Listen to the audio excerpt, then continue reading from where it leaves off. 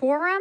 Today is Tuesday, December the 4th, 2025. This is the 22nd meeting of 2025 and the 51st regular meeting of the current term of the Metropolitan Council of Nashville and Davidson County. Will all members of the council, as well as the public, please rise for the invocation and remain standing for the Pledge of Allegiance. The invocation is being offered this evening by the Reverend Davy Tucker, pastor of Beech Creek Baptist Church and Executive Director of the Metro Human Relations Commission. Reverend Tucker is the guest of District 6 Council Member Clay Capp. Go ahead. Clay Capp is my proud council member for District 6. And I thank you for the opportunity to do this. Clay and Councilwoman Toombs are the only two people I've ever acquiesced to do this. May we, the people of Nashville, always be reminded that you council members are not perfect. May we, the people of Nashville, always be reminded that you need our support and encouragement.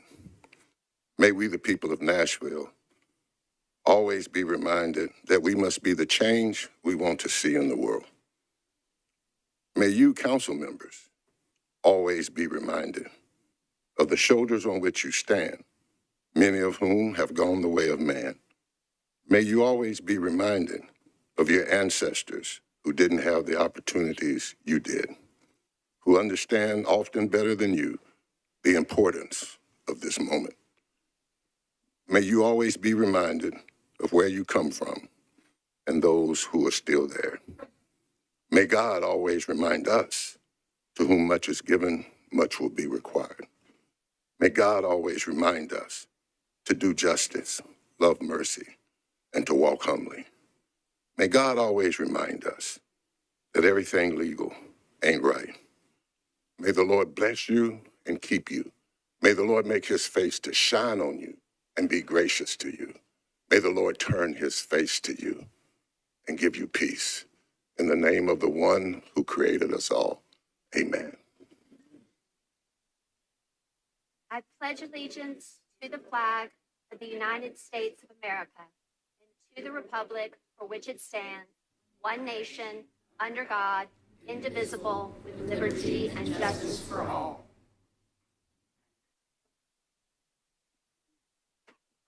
Thank you, Reverend Tucker. Everyone may be seated. Welcome, council members and members of the community. We appreciate you joining us this evening. It is beginning to look and feel a lot like Christmas.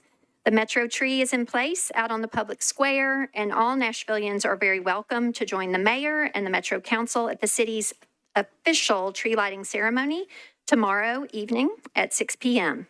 In addition to hot chocolate and cookies, the celebration will feature music from the choirs of J.T. Moore Middle and Gateway Elementary Schools, as well as Nashville in Harmony. Whether you celebrate Christmas, Hanukkah, or the winter solstice, as we head into the darkest season of the year, many cultures have ceremonies that bring light into the darkness, and the warm glow of trees and candles, familiar and cherished music can be a comfort in dark times. And we do find ourselves descending into darker times in many ways, not just because the sun is setting at 4:30. So we do want to make sure that everyone in Nashville knows that there are resources and support from our city, your local government, and our nonprofit partners, whether for food, shelter, physical or mental health, or personal safety. You can be in touch with your council member, the Office of Family Safety, or simply call 211. This is a season of giving and service, and Metro departments and the council continue to be out in the community, and we look forward to joining neighborhoods and organizations all over the county this December.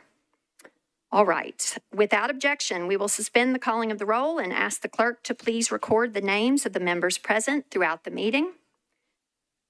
Is there a motion for approval of the minutes of the meeting of November 18th, 2025? Okay, there is a motion properly seconded without objection. And seeing no one seeking to be recognized for a change to the minutes, the minutes of the meeting of November 18th are approved. Okay. Mr. Clerk, are there any messages from the mayor? There are no messages from the mayor. Okay, thank you, Mr. Clerk. All right, now we're moving right into our agenda, Section E, elections. Normally, when we have more than one candidate for this, members will see their voting tablets loaded. But as we do just have one nominee this evening, we will be taking this voice by vote. The first item is E1 regarding the Transportation Licensing Commission. This is the consideration of a nominee to fill one vacancy on the commission for a term expiring on October 20th, 2027, with an election to be conducted at the December 4th, 2025 council meeting. We are here. All right. We will just move to a voice vote for this.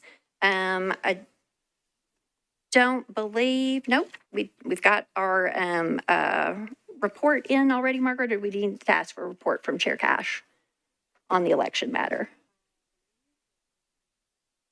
Okay, Chair Cash, could you give us a report? I'm sorry, sir. I should have asked for that first. Okay. Go ahead. All good.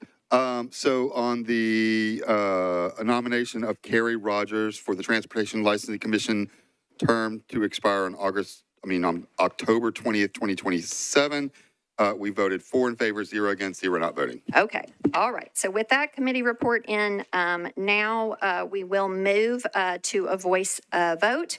All in favor of the election to serve on the Transportation and Licensing Commission of Carrie Rogers, please say aye. Any voting no? Any abstaining? All right. Council has elected Carrie Rogers to serve on the Transportation and Licensing Commission. Is Mr. Rogers here this evening? Okay, we express our thanks to him, and then we will keep moving on in our agenda. Next, to appointees and nominees. This portion of the agenda shares all persons who are scheduled to appear before the Rules, Confirmations, and Public Elections Committee for an interview this evening. Referrals will be back to the committee by rule as part of the council's 2-meeting process for elections and confirmations.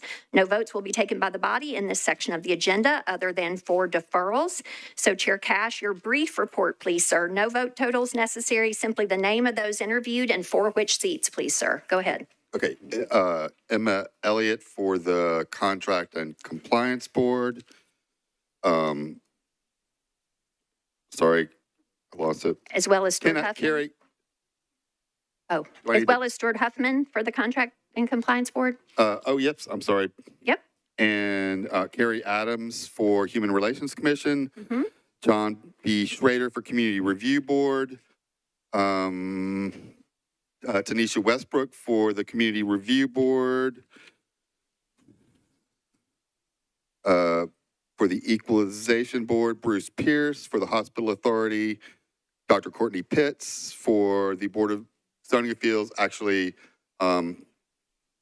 we deferred and then withdrew our, and then I think this is a withdrawal for the Board of Zoning Appeals. Okay, so that is a withdrawal for John Glassmeyer, correct? Yes, okay. That appointment will be withdrawn. All right, so those were the folks, again, that were interviewed. And so moving next, Chair Cash, into Section G of the agenda, confirmations. You're recognized again for your committee report on the appointees in the second step of your committee's 2-meeting process. Right. This time with vote totals and a consolidated motion for the confirmation of those persons, or first for a deferral motion, if any. Go ahead. For Bicycle and Pedestrian Advisory Commission, for Chris Weinman for a term ending March 24th, 2027. And for the Human Relations Commission, the appointment of Katie Feldhouse Jackson for a term expiring July 22nd, 2028. Both were 5-0. Okay, 5-0. Okay. And can you give a consolidated motion for? I move approval of the nominees. Okay. There's a second. Does anyone wish to remove an item from this consolidated motion for purposes of an individual abstention or a no vote? Seeing none, all in favor of the appointments of Mr. Wyman and Ms. Feldhouse Jackson, please say aye. Okay, they have now been confirmed by the council. To our confirmed appointees, if you chose to return to the council chamber this evening, which is not required, do please stand as I call your names. Council has confirmed to the Bicycle and Pedestrian Advisory Commission, M. Chris Weidman. Please remain standing. And council has confirmed to the Human Relations Commission, Ms. Katie Feldhouse Jackson. All right. Well, thank you so much, Mr. Weinman, and to Ms. Jackson. If you're watching from home, we appreciate you and your willingness to serve our city. Thank you and congratulations to you both. All right. Now we're on to Section H, public comment. Members of the public who are Tennessee residents wishing to speak may sign up for public comment at a table outside the council chamber from 5 to 6 p.m. on the day of the council meeting. Public comment is limited to 20 minutes total at council meetings, and each speaker is allowed up to 2 minutes to speak. Persons speaking on agenda items must be prioritized to comply with state law. All right. First on our list is Manon Hall speaking on agenda item 16. This is resolution 1659 in opposition. After Mr. Hall will be Richard Rose and Nancy Van Rees. So you're very welcome to please go ahead and stand and come toward the podium. Go ahead, sir. You are recognized. Yeah, so, hey, yesterday y'all were handed a fact sheet, and the first line of that stated that the state has already been awarded the Nashville Downtown Partnership $15 million for downtown public safety. That was misinformation. That wasn't true. Just after the meeting finished, y'all received an email that contained the grant application. And what did it say? It said that the grantee, the legal entity name, Nashville District Management Corporation. Why does that matter? The DMC is a quasi-governmental body. Their budget, as we found out this year, is subject to Metro Council's review and approval. So why is this MOU and this resolution about the Nashville Downtown Partnership? Why is it with the NDP instead of the District Management Corporation? Couldn't the District Management Corporation require the NDP to use the funds in the way they want them to if they have oversight of NDP's contract?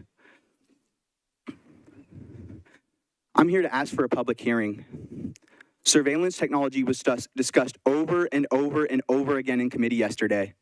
The Metro Nashville Police Department requested the surveillance technology be included in Exhibit A.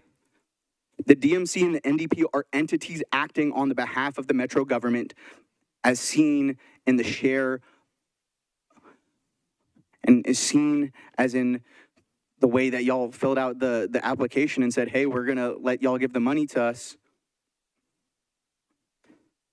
Nowhere in the resolution though, and in the MOU does it state what funds or what technology would be transferred to Metro at any point in time. But it does limit them to acquire surveillance technology. And it was already admitted in the meeting yesterday that the NDP could already have surveillance technology on private property.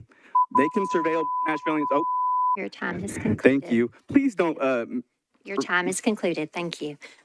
Next is Richard Rose speaking on agenda item 96. This is ordinance 1005, speaking in support. Mr. Rose, you're recognized. Go ahead. Thank you very much.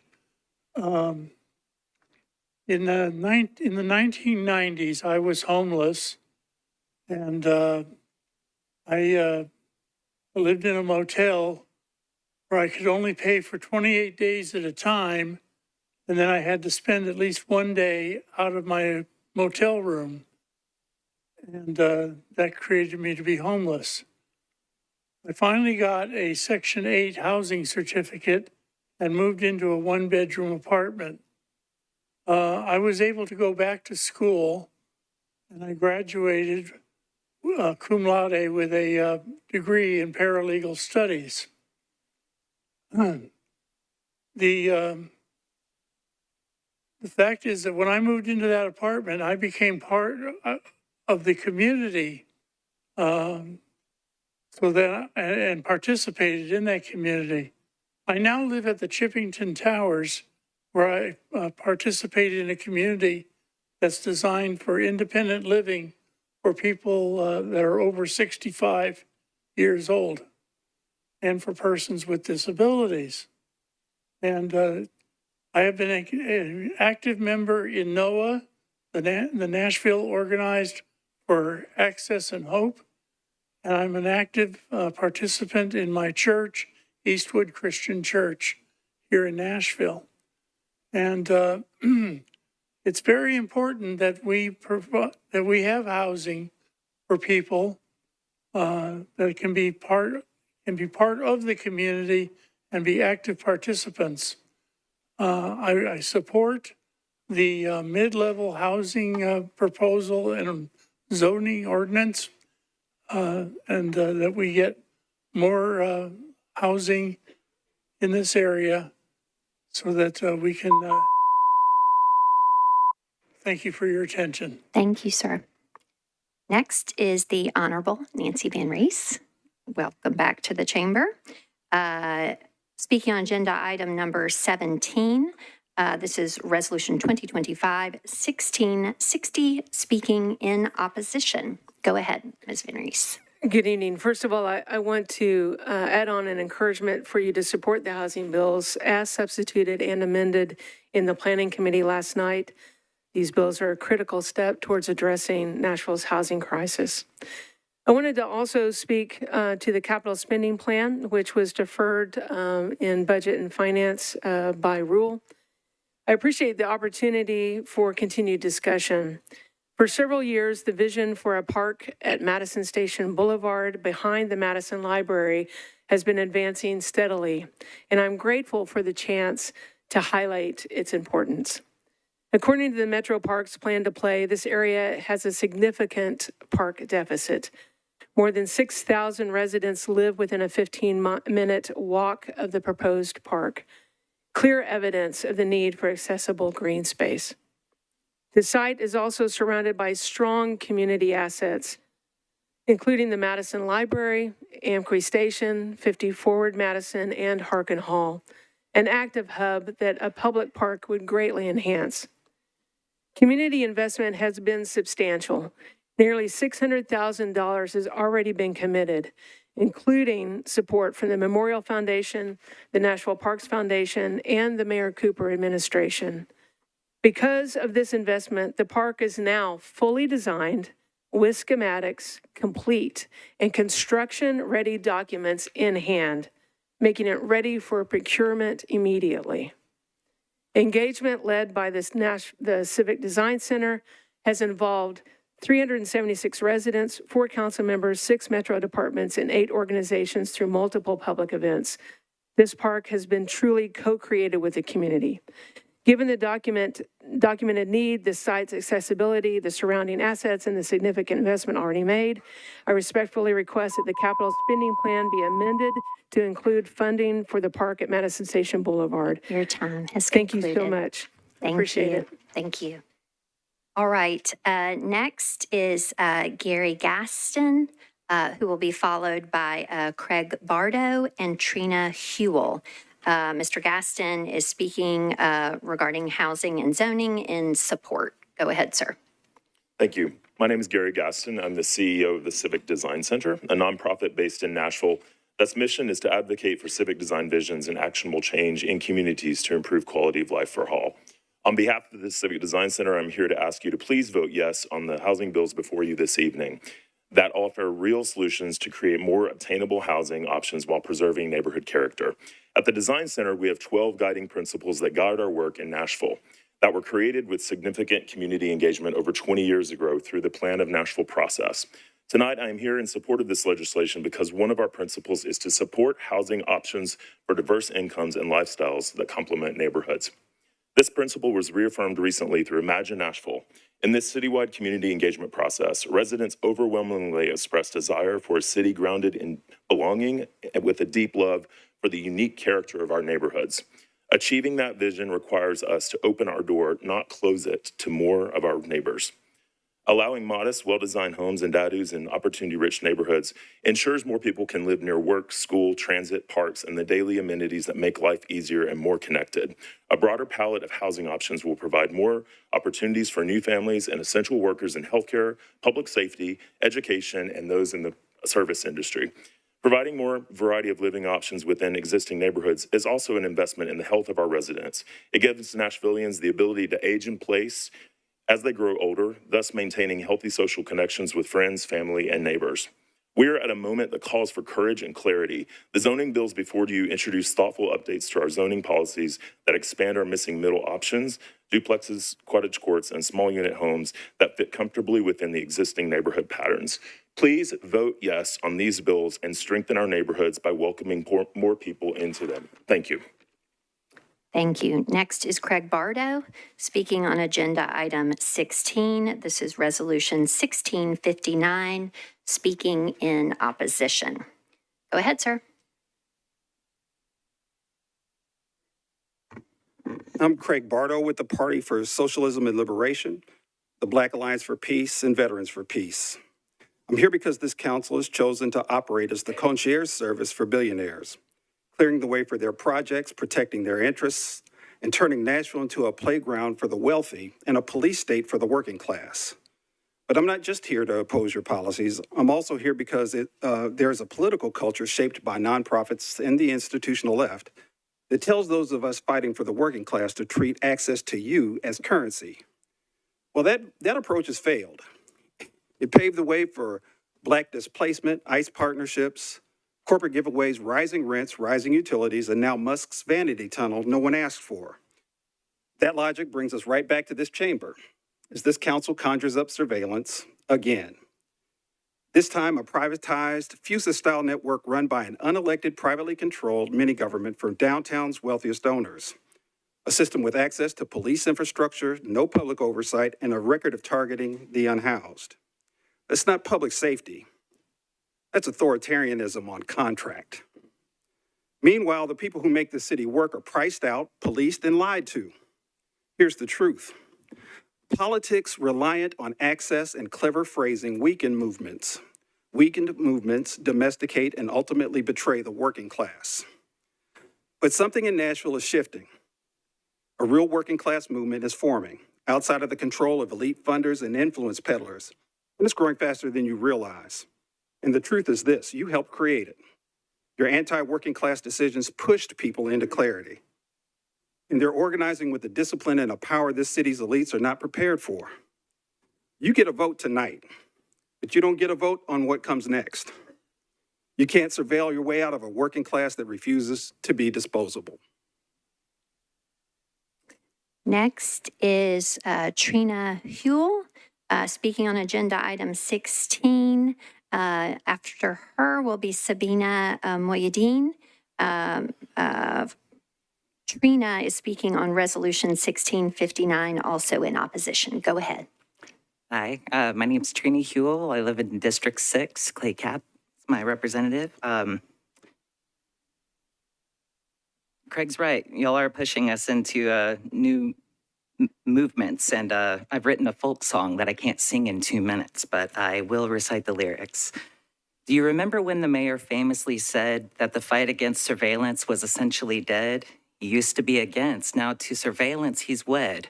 Throw your phone in the river, he said. Who knew when he said, I want you to stay, that he meant away from downtown, okay? That he'd close the camps and take our benches away? That he'd say what he said just to betray? Does he think that we won't boycott? Y'all know we don't play. Don't forget good trouble got started on John Lewis Way. If you don't like surveillance, here's a trick that might deliver. Keep your phone and throw this memorandum in the river. We're tired of giving cops the world while the people get a sliver. Why not keep your phone and throw this memorandum in the river? So choose how you move through this fascist giveaway. If this state wants us to have this, what more should we have to say? We are watching closely. Stand on business today. If you don't like it, don't throw your phone away. Use it to canvass, connect, and convey. that we're ready for Freddie to get out of our way. If you don't like surveillance, here's a trick that might deliver. Keep your phone and throw this memorandum in the river. Tired of giving cops the world while the people get a sliver? Why not keep your phone and throw this memorandum in the river? Thank you. Thank you. Sabina Moyedin is next, speaking on agenda item 16, resolution 2025-1659, also in opposition. After Sabina will be Joshua Haston and Lindy Drolsom, if you want to go ahead and come forward. Go ahead, you're recognized. Good evening, Honorable Vice Mayor and Council members. My name is Sabina Moyedin, Executive Director of the American Muslim Advisory Council and a proud member of NOAA. I'm here to tell you not to approve the MOU for $15 million security grant between Metro Nashville and the Nashville Downtown Partnership. I can't help but feel a sense of disappointment and outrage at the current efforts to reintroduce surveillance technology in the guise of security.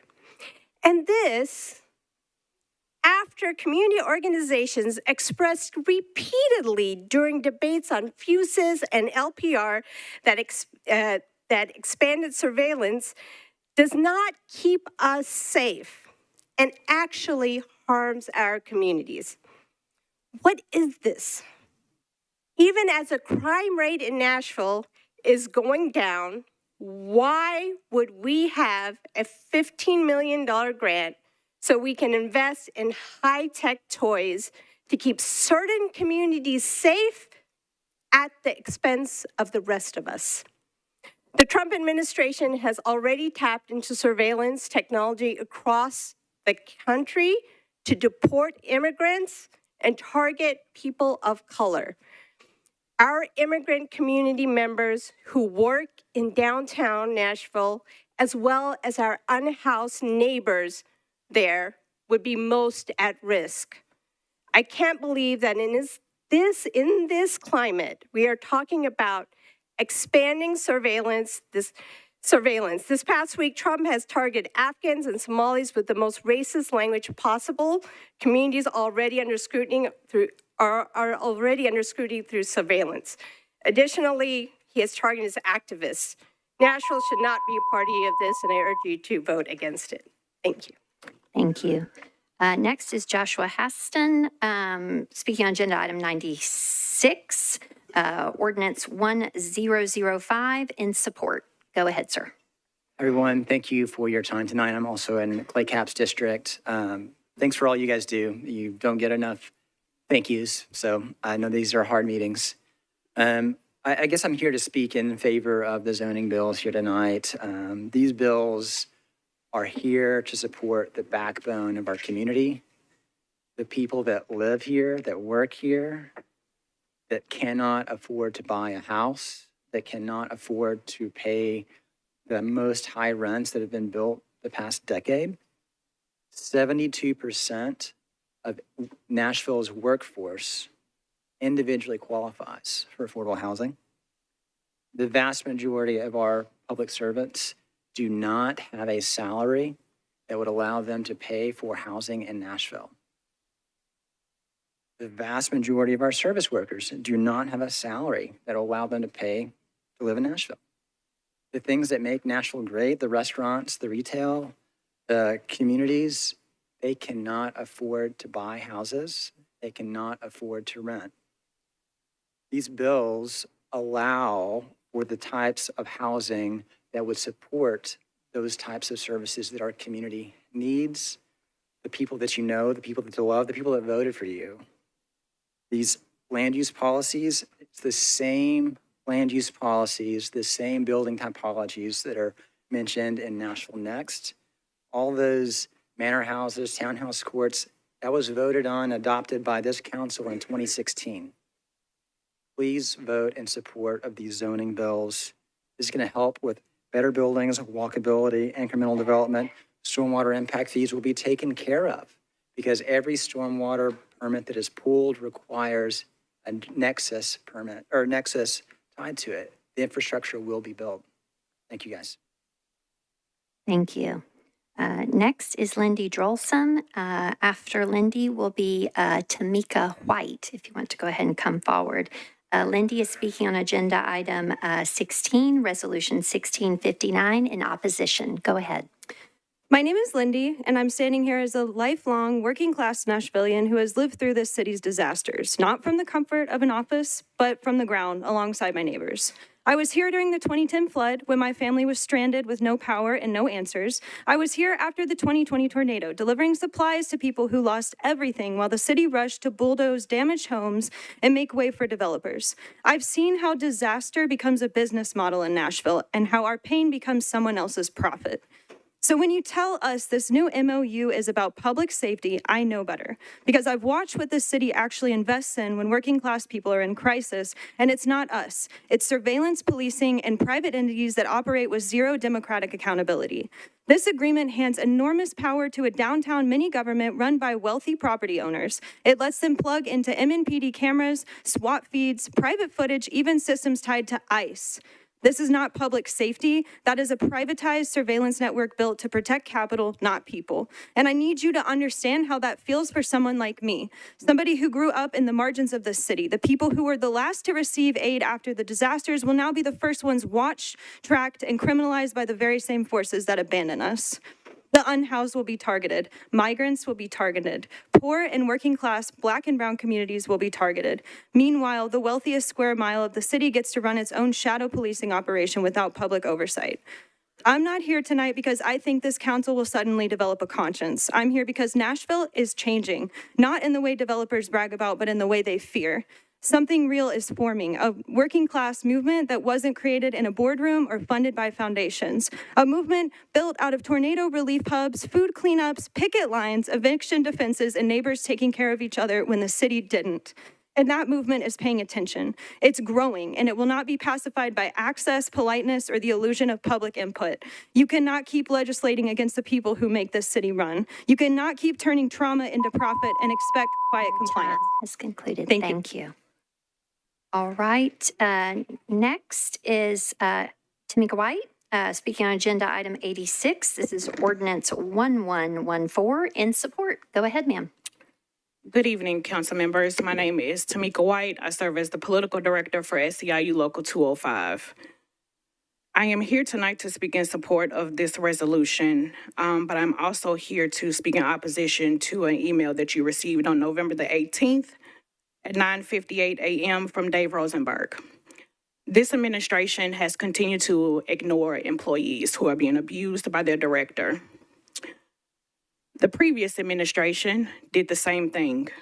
We are asking that you adopt this resolution and stop allowing employees to suffer under your clock.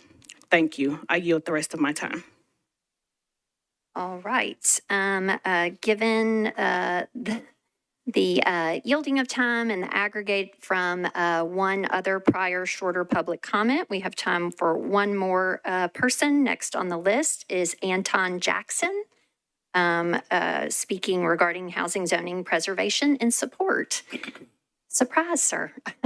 Hello. We have a little time left. Go ahead. Well, thank you very much, Madam Vice Mayor. Good evening, council members. My name is Anton Jackson. I'm Vice President for Rebuilding Together Nashville, and also a member of the Alliance for Affordable Nashville. Tonight, you'll vote on these three zoning bills that would create missing middle zoning here in Nashville.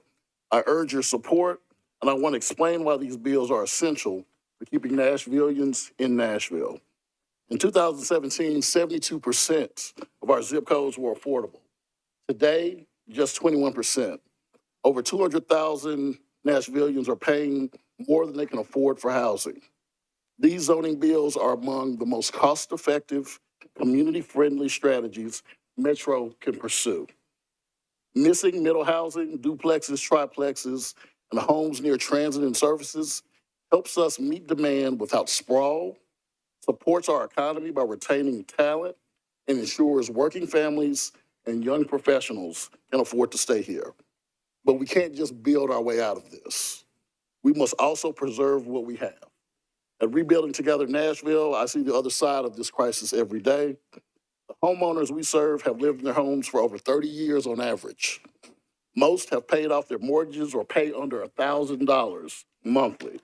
These are longtime neighbors who built the Nashville communities we love. Yet, as housing costs rise, many older adults face impossible choices. Fix the roof or buy medication. Repair necessary critical repairs or buy groceries. When families can't afford critical home repairs, they're forced to leave. Many move outside Nashville entirely because affordable options don't exist here. Zoning reform and housing preservation are not separate strategies. They're complementary solutions to the same crisis. I urge you all to support these. Thank you. Thank you. All right, that concludes our time for public comment. Thank you to everyone who came out to speak. All right, next on our agenda is Section I, Rules of Procedure. We take these up as we do legislation. Item I-1 is amendment to the Rules of Procedure regarding Rule 29, which concerns public hearings for zoning bills. This is sponsored by Councilmember Spain, Huffman, Coopin, Weiner, Benton, and Ellis. Mr. Spain, you're recognized. Thank you, Madam President. Committee report, please. For the report of the Rules, Confirmations, and Public Elections Committee, Chair Cash. We voted to approve 4 in favor, 0 against, and 1 not voting. All righty. Okay, with that in, it's back to you for a motion. Thank you, Madam President. I'll move approval with a comment. Okay. Go ahead, sir. Is there a second? Did I hear a second? Okay, go ahead. Thank you, Madam President. Colleagues, this rule change obviously is coming in the context of the larger conversations we're having about housing and zoning and infrastructure that's been going on for months and will likely continue for months. One of the concerns that we have heard from the public regarding some of the bills we'll be discussing later tonight is that if they accept that, I think it is, I'm just not holding it close. My bad, sorry. Yeah, right. So, where was I? So, one of the concerns that we've heard is that the regular rezoning process doesn't afford the opportunity for folks to provide input and be part of the conversation when their property is proposed for rezoning without their consent, essentially. So simply what this rule change does is to try to recognize that concern and hopefully address it to some extent by saying, if there's a rule change, if there's a large-scale rezone, which is defined as more than 25 parcels or 10 acres, to which all of the property owners are not part of the application, so essentially a council member initiated rezone, or a zoning text amendment, so something that has the potential to change the base zoning of someone's property without their consent, then there will be an automatic 60-day deferral to give time for proper consideration and public input. It doesn't dictate what that process looks like, because I know all of us have our own preferences for how we engage with our constituents on matters like this. It simply gives room for that conversation to happen. You may be thinking that in most cases, this would happen anyway, and I would say you're absolutely right. Typically on a rezone of this size, there's going to be a deferral at some point along the way. The hope is that this offers some predictability to the process. So the public doesn't have to wait till first reading and say, well, is the sponsor going to defer it? Is it going to be a 1 meeting deferral, a 30-day deferral, a 90-day deferral? There will be some assurance that there will be this 60-day deferral to provide input and have these important conversations in the community before the bill moves forward to public hearing on second reading. So that's the intent, and with that, I appreciate your support. All right, we're on to debate and discussion on this proposed rule change. First in the queue is Councilmember Gadd. You're recognized. Thank you so much, Madam Speaker. And I do rise in support of the council member's rule change here, specifically because what I hope that folks are listening so intently tonight as we consider different housing and infrastructure proposals. This is something, at least for the endurance of our term, but hopefully we can also change to ensure for future terms as well, that we ensure that we are taking the time with our districts as we propose these any type of rezoning or that we ensure that we're getting the community input and the community notice that they deserve. I think a lot of times that, especially as we've gone through the housing infrastructure proposals, this is my first term. So what I have learned is a lot about zoning. I have learned a lot about what it takes to get a rezoning across the finish line and how much it takes to get the education out there, the community input, when we actually talk about a rezoning. And so I think what the sponsor has done is, for this rule change, is to make sure we're probably all doing this anyway, but just to provide some assurance to our constituency of what we all intend to do already. So to me, this is kind of a no-brainer. This is something we can do, and I appreciate the sponsor for bringing this rule change. Even though I think it should be done in something that's a bit more permanent, I think over the current term that we have remaining, this is something that's really common sense for us to be able to approve. So thank you all so much. Thank you. Next is Councilmember Coopin. You're recognized. Thank you, Madam President. I've got a comment, but first a question, if I could direct to Special Counsel Darby. A rule change such as this one would be subject to a suspension of the rules. So if this passed, and for some reason a rezoning like this had to happen quicker than the 60-day delay, would a suspension of the rules be allowed, or would it have to be deferred no matter what? Special Counsel Darby, you're recognized. A suspension of the rules would be permitted. Well, you could move one and everyone gets to vote. Yes. Thank you. And I also rise in support with that as a caveat that, like any other rule, this could be suspended if there was some exigent circumstance. But I think that having a kind of stated prescriptive process and timeline helps members of the public know what's going on and know what to expect. It's something that most of us are doing already in the amount of time it takes to do a large-scale rezone. So I'm very supportive of this measure. I think it's a great addition. I appreciate the sponsor bringing it, and I intend to vote for it. Thank you. Thank you. Next is Councilmember Benedict. You're recognized. Thank you, Madam Vice Mayor. So I totally understand the intent of this, and I can absolutely appreciate where this is coming from. I'm struggling with it, though, and this rule change will allow this body to tell a district council member how to manage zoning in their district. Zoning is one of the biggest parts of a district council member's job, and I believe my colleagues know what's happening in their district, and if they want to pass something for zoning, I have people come to me with requests for zoning all the time. And oftentimes, as I said in committee yesterday, I tell them to kick rocks. That's not something that I would ever support. That's not something the neighborhood would support. We're not going to proceed with that. But sometimes people come to me and I say, that's an interesting project. Let's go talk to the community about it. And then I go through the legislative process if that's something that I believe the community will support, and also that I believe you will support. And so when they file that bill, it goes to the Planning Commission, and the Planning Commission determines if it fits with with Nashville Next. And from there, it comes here, and we have a public hearing here. I believe that if this body wants me to take more time on that zoning bill, that this body will request a deferral during the middle of debate on that bill. I think that that's the process that has worked for us. I think that that process will continue to work for us. I don't think it's fair for an automatic deferral of something that's under my purview. When I was first elected, we expanded the UZO in District 7 by over 1,100 properties. It went through in 3 readings. The reason why is because I had communication with the public. That's my job as a district council member. My job is to get out and talk to them and make sure that whatever I'm putting forth, they support. There was not one single voice of opposition at the Planning Commission, none at council, and it went through without a hitch in 3 readings, and it was done. That's what this work can be. That's how we can do this work. I think that the rule change, while I know it wasn't this, I believe it wasn't the sponsor's intent, I believe it takes the power away from a district council member, and I don't think that that's the right way we should be working with each other and managing each other.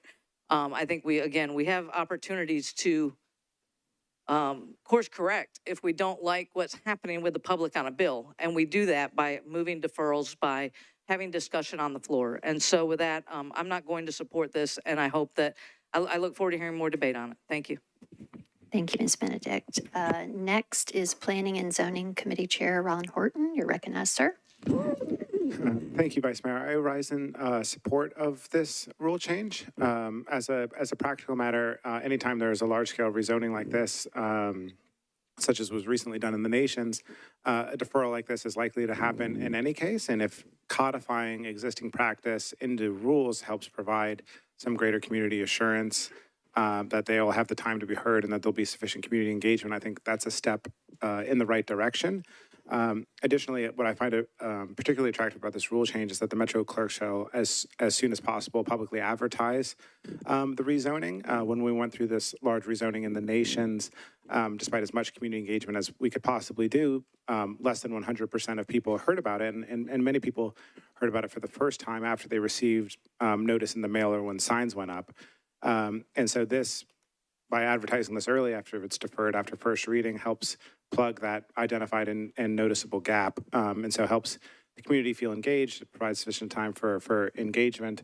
So I think this is a significant step in the right direction, and I think in a lot of ways codifies existing practice as it exists in practice. So, and strongly in support of this rule change. Thank you. Thank you. Next is Councilmember Rutherford. You're recognized, sir.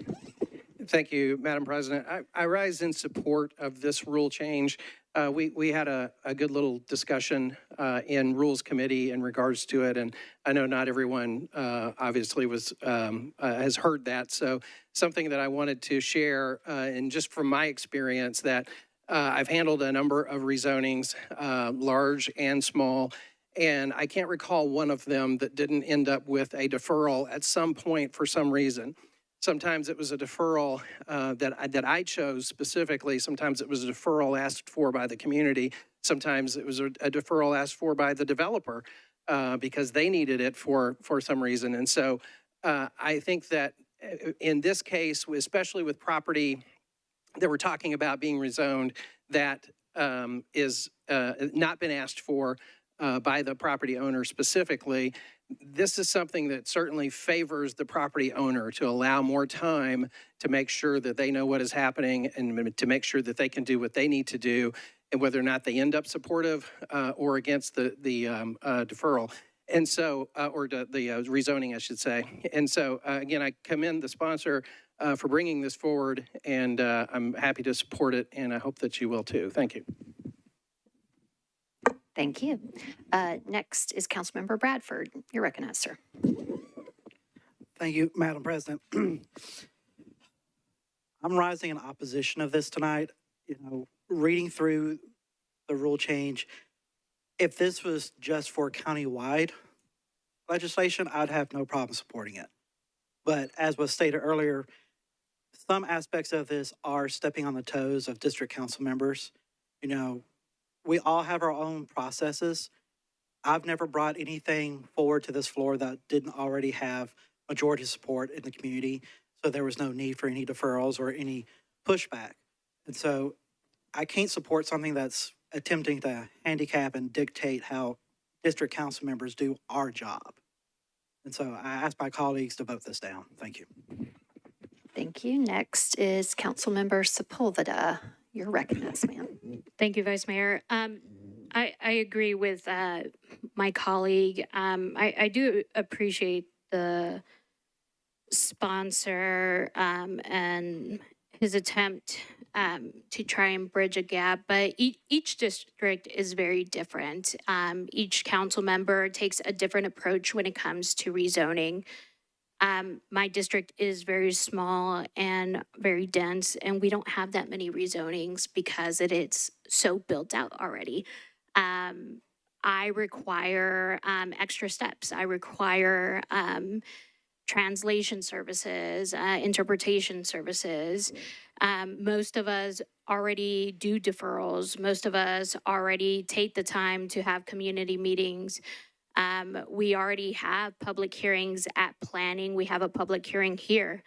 And we know that those community members that were upset with large rezonings are still going to be upset after the 60 days. And this rule change will not change that. So there really is no getting over that hurdle. Different districts require different processes, and different communities require different approaches. We know that there are some communities that have so much development going on that neighborhood associations take on the role of helping the council member hold those meetings, right? And there are some districts that don't have as heavy of a lift, so the council member holds the community meetings themselves. Some of the districts have the community meetings strictly online. So each approach is very different. And when you paint something with a brush like this and make it uniform, it makes it very difficult. And because of that, I just can't support this rule change. It does not make sense to me. And so I won't be able to vote in support of it. Thank you. Next is Councilmember Prep T. You're recognized. Thank you, Madam Vice Mayor. Posing a question through the chair, understanding that if we pass this rule change this evening, that it would not take effect until late January, early February. My question then is posing through the chair to potentially to Director Darby, is once this rule change took effect, would it affect legislation that is currently pending, or would it just affect legislation that is filed after the rule change effective date? So ostensibly, if I currently have a broad zoning bill and it is deferred until March or April, will this rule change then affect that legislation? Thank you for the question. Special Counsel Darby, you're recognized. I think it's reasonable to expect this rule change to only affect new legislation filed after the rule becomes effective, because it addresses items on first reading and what has to happen between first reading and second reading. Okay. Okay. Thank you, ma'am. All right. Next, Councilmember Cab. You're recognized. Thank you, Vice Mayor. I'm coming at this from a slightly different angle. I certainly understand where this is coming from, and I appreciate that. But to me, the rules that we set for ourselves should be stable throughout the term of a council. And when I consider a rule change, there should be a really strongly compelling reason to change the rules that we set for ourselves and that do provide stability for the legislative process throughout our terms. And so when I'm evaluating proposed rule change, it's on that basis. And the proponents of this seem to be saying that it won't actually change current practice. To me, that does not amount to an overwhelmingly compelling reason to change the rules that we've set for this term. And for that reason, I can't support this proposal. All right. Chair of Rules, Confirmations, and Public Elections, Mr. Cash, you're recognized. Previous question. Okay. Councilmember Cash has called the previous question. Is there a second? Okay. This is non-debatable. It requires 2/3 of those voting. If you want to end debate, you vote aye. If you want to continue debate, you vote no. We will try this first by voice. As I always remind you all, it's about number, not volume, okay? All in favor of the previous question, please say aye. Any voting no? Okay. I believe that the ayes have it, and we will move to the vote. All right.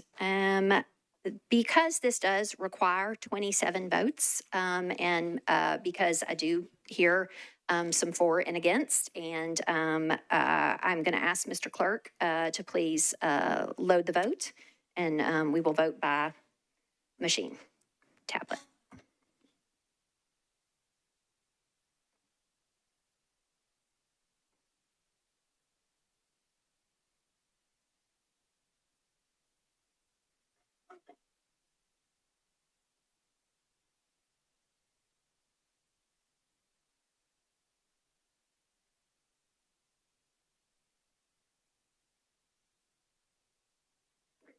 With all votes in, Mr. Clerk, please show the vote.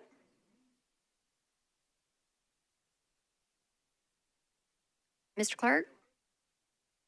I think we have an inaccuracy there. So this, colleagues, I know what the monitor says to those at home. Our rules changes do require a supermajority of 27 votes. So this rules change has failed with 23 votes in favor. Mr. Clerk, what was the rest of the vote? Okay, 23, 13, and 1. 23 in favor, 13 against, and 1 not voting or abstaining. Again, it does require 27 votes. All right. So now we are moving to item I2. This is Rule 9.3, sponsor Evan Siegel. This is an amendment to the Rules of Procedure 9.3 that is regarding the practices for ordinances on first reading and how they shall be considered. And by rule, speaking of rules, this rules change proposal is deferred one meeting and will be considered at the next meeting on December 16th. We advise members to look in their analysis, as always, where these rules changes can be found in advance of the meeting. All right. Now we are moving into section J, bills on public hearing. Spanish interpretation services are provided for all Metro Council public hearings. Council Office team member Karina Valdez is here as the interpreter. Ms. Valdez, will you please share how you can help? Los servicios de interpretación en español estarán disponibles en la audiencia pública. Gracias. Gracias, Ms. Valdez. We appreciate you. All right. For those wishing to speak this evening as part of public hearings, please do state your name, but it is not required for you to provide your exact address if you do not wish to do so. You may want to tell us in what neighborhood or area you live, your connection to an agenda item or project, or who your council member is. All right. The first item on public hearing is agenda item 1. Ordinance BL 2025-703, sponsors Gadd, Horton, and Allen. If somebody could get Ms. Gadd, please. This is an ordinance to amend Title 17 of the Metro Code of Laws, the zoning ordinance of the Metro government of Nashville and Davidson County by applying a historic landmark overlay district for property located at 4301 Harding Pike. This is 296 feet southwest of Woodlawn Drive. This is zoned CS and located within the Harding White Bridge Urban Design Overlay. This is 3.99 acres. It has a companion bill, which is agenda item 2, ordinance BL 2025-704. Which requires certain materials to be restricted in the construction of the buildings that are included in Ordinance 703. Ms. Gadd, we are looking at agenda items 1 and 2, companions to each other, 703 and 704. Again, sponsors Gadd, Horton, and Allen. You're recognized. Thank you so much, Madam Speaker, and all for your patience as I come back in after answering my niece's call, FaceTime call. So thank you all so much. Being a good auntie, that's good. Thank you. But with this, I actually am going to defer one more time with the permission of this council. I'll defer to the first meeting in January. All the right. only meeting in January. So thank you all so much. Our first and only meeting in January. Okay, there is a motion to defer ordinances 703 and companion 704 to the first and only meeting in January. That is the meeting of January 20th. That is a public hearing night, just for people's awareness. Again, it's been properly seconded. Is there any discussion on that deferral motion? Okay, it's been seconded. Any discussion? All right, seeing none, all in favor, please say aye. Any voting no or abstaining? All right. These two bills been deferred for their public hearing consideration to the meeting of January 20th. All right. Next is agenda item 3. This is ordinance BL 2025-1006. Sponsors Gamble, Parker, and Benedict. This is an ordinance amending chapters 17.04, 17.12, and 17.13 of the Metro Code to amend the regulations pertaining to height within the single-family residential RS and 1 and 2 family residential R zoning districts, and to simplify the conditions by which 2-family dwellings may be permitted in the AG, AR2A, R80, R40, R30, R20, R15, R10, R8, R8A, R6, and R6A zoning districts. Sponsors Gamble, Parker, and Benedict. Ms. Gamble, sponsor, you are recognized. Thank you, Vice Mayor. Request to open the public hearing. Okay. I declare the public hearing open for Ms. Gamble's legislation 1006. Would all members of the public here in support of this bill please raise your hand? Thank you. Would all members of the public here in opposition to this bill please raise your hand? Okay.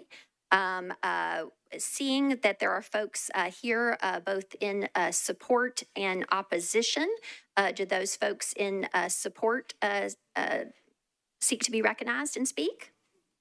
Yes, okay. Please go ahead and come forward. Persons in opposition will speak after those speaking in support, okay? Go ahead, you are recognized.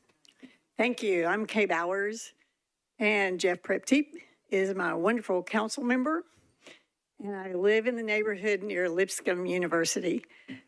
I'm here to support BL 2025-1006, which would reduce the height of out-of-scale buildings by 10 feet from 45 to 35, unless surrounding properties are taller. It would also reduce the maximum floors by half story to 2.5 stories. The zoning code includes other overlays that further reduce heights where desired by neighborhoods.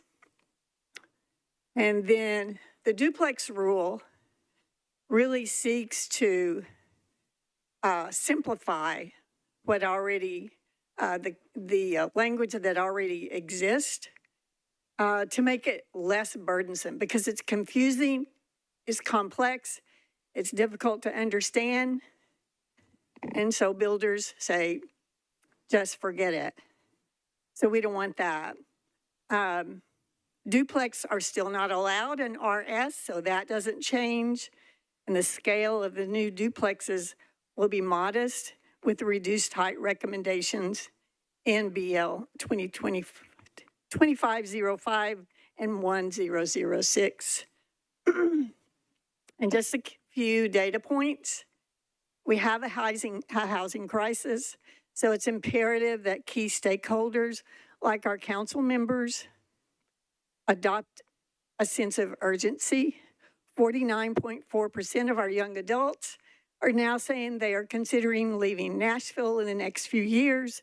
The average age of a homeowner is now 40 years old, and teachers like the Lyft driver who picked me up early one morning for a flight should not have to work a second job at 4 in the morning before she goes to school. Your time has concluded. Thank you. Thank you, Ms. Bowers. All right. Anyone else speaking in support? Okay. Seeing none, those in opposition who are wishing to speak, if you would please come forward. First among you can go ahead and come right on up to the podium. Go ahead. You're recognized. Thanks for the opportunity to speak with all of you tonight. My name is Brian Newman. I'm in District 19 in Salem Town for Jacob Coupin's district. I've lived and worked inside the downtown loop for more than 15 years. I oppose the bill as written, but I strongly support Councilmember Coupin's amendment that exempts the urban core neighborhoods from this bill. The proposed height restrictions apply a one-size-fits-all rule to areas that have very different needs. The downtown loop is not a suburban block. It's a compact, mixed-use urban core where height and density are tools for walkability, transit viability, and affordable housing supply. The only path to affordable housing is supply, and the only path to increase supply in the downtown core is height. We can't build short and wide here in our areas. Imposing blunt limits here will not preserve the character. It'll freeze progress. It'll push development outward and make housing less affordable.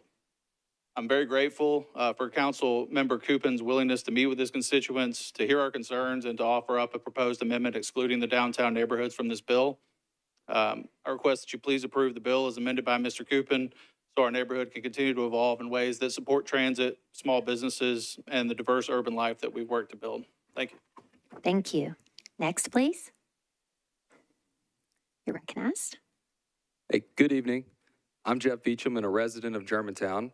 I oppose the bill as written and urge support for Councilmember Coupin's amendment.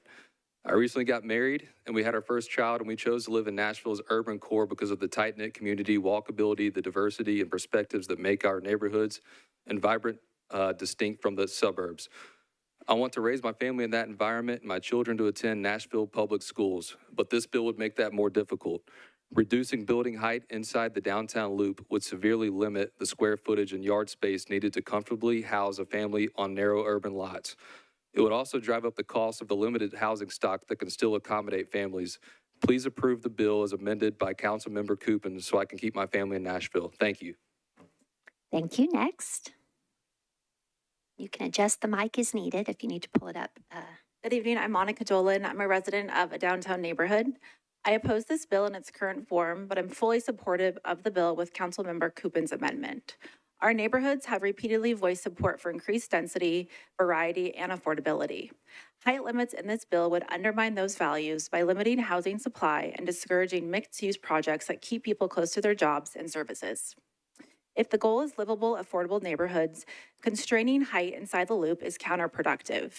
Please approve the Coupin amendment so we can preserve the walkable, diverse, and affordable urban core we all enjoy. Thank you. Thank you. Next.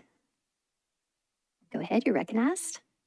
Good evening. My name is Derek Lyle. I live on 5th Avenue North in Salem Town. I am pro-housing and pro-density. Like the others, I am against this bill as currently drafted because I do not think that the blanket reduction of height across single-family homes is appropriate in our part of the city. Great walkable neighborhoods throughout the world have a variety of housing types, styles, and sizes. This bill would limit that within our area, and the residents of the downtown loop have not shown any support for that. I'm very appreciative of Councilmember Coupin for engaging with residents in his district, hearing our concerns, working with us to ensure that the urban core can continue to evolve and have this variety of housing types. I encourage you to pass his amendment prior to moving this bill for full approval. Thank you. Thank you, sir. Is there anyone else seeking to be recognized, speaking in opposition? Seeing none, with that, I will declare the public hearing closed. And it's back to you, Ms. Gamble, for a motion on your bill. Go ahead. Thank you, Vice Mayor. I'd like to move for approval and look forward to discussing the bill and pending amendments on third reading in committee. Thank you, ma'am. There's a motion to approve, and it is properly seconded. Is there any discussion on the bill at this time? Ms. Weiner, you're recognized. Thank you, Vice Mayor. You know, history is a really good teacher. So permit me for a brief look back. In 2014, some of us urged caution when we were creating the short-term rental categories in the zoning code. From 2015 to 2019, as a result of not having it all together, we passed 14 more ordinances that were multi-layered to fix it, to close loopholes. We kept moving the cheese. We moved the cheese to clarify, to clean up, to patch loopholes in the STRs. We changed sleeping room limits, permits, changed permits again, insurance, safety rules, census tract caps, eligibility, density, advertising, occupancy, and more. We spent years fixing what a more thorough review on the front end might have prevented. Here we are again. We're considering a series of amendments without follow-up community engagement, given the complexity of the bills before us. This is exhibited by lots of confusion and lots of misinformation out Ms. there. Weiner, just to Yes. clarify, the sponsor has said that she does not intend for any of the amendments to be offered at this time and is just trying to approve it at this juncture so that it can be discussed in committee on third relative to all the amendments. Okay, then I'll be a no tonight, and I'll be a no then. Thank you. Okay, thank you, ma'am. All right, is there any further discussion? Okay, seeing none, all in favor, please say aye. Any voting no?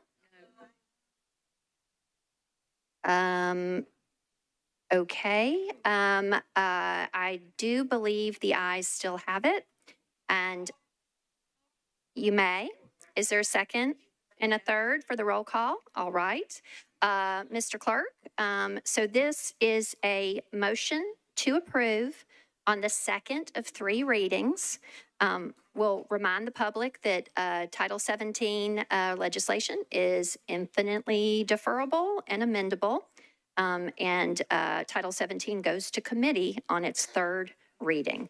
So this is a motion to approve on second reading with a roll call vote. Mr. Clerk?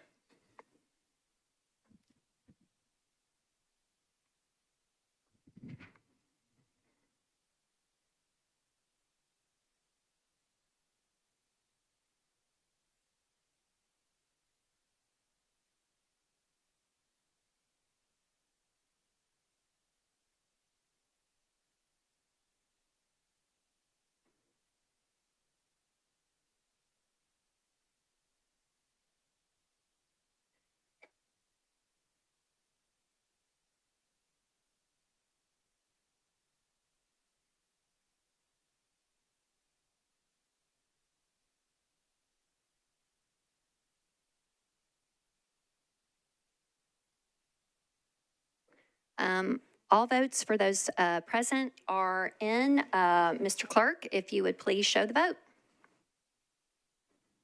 The motion passes with 29 votes in favor, 7 against, and 1 abstention. Again, this bill has passed on its second of 3 readings.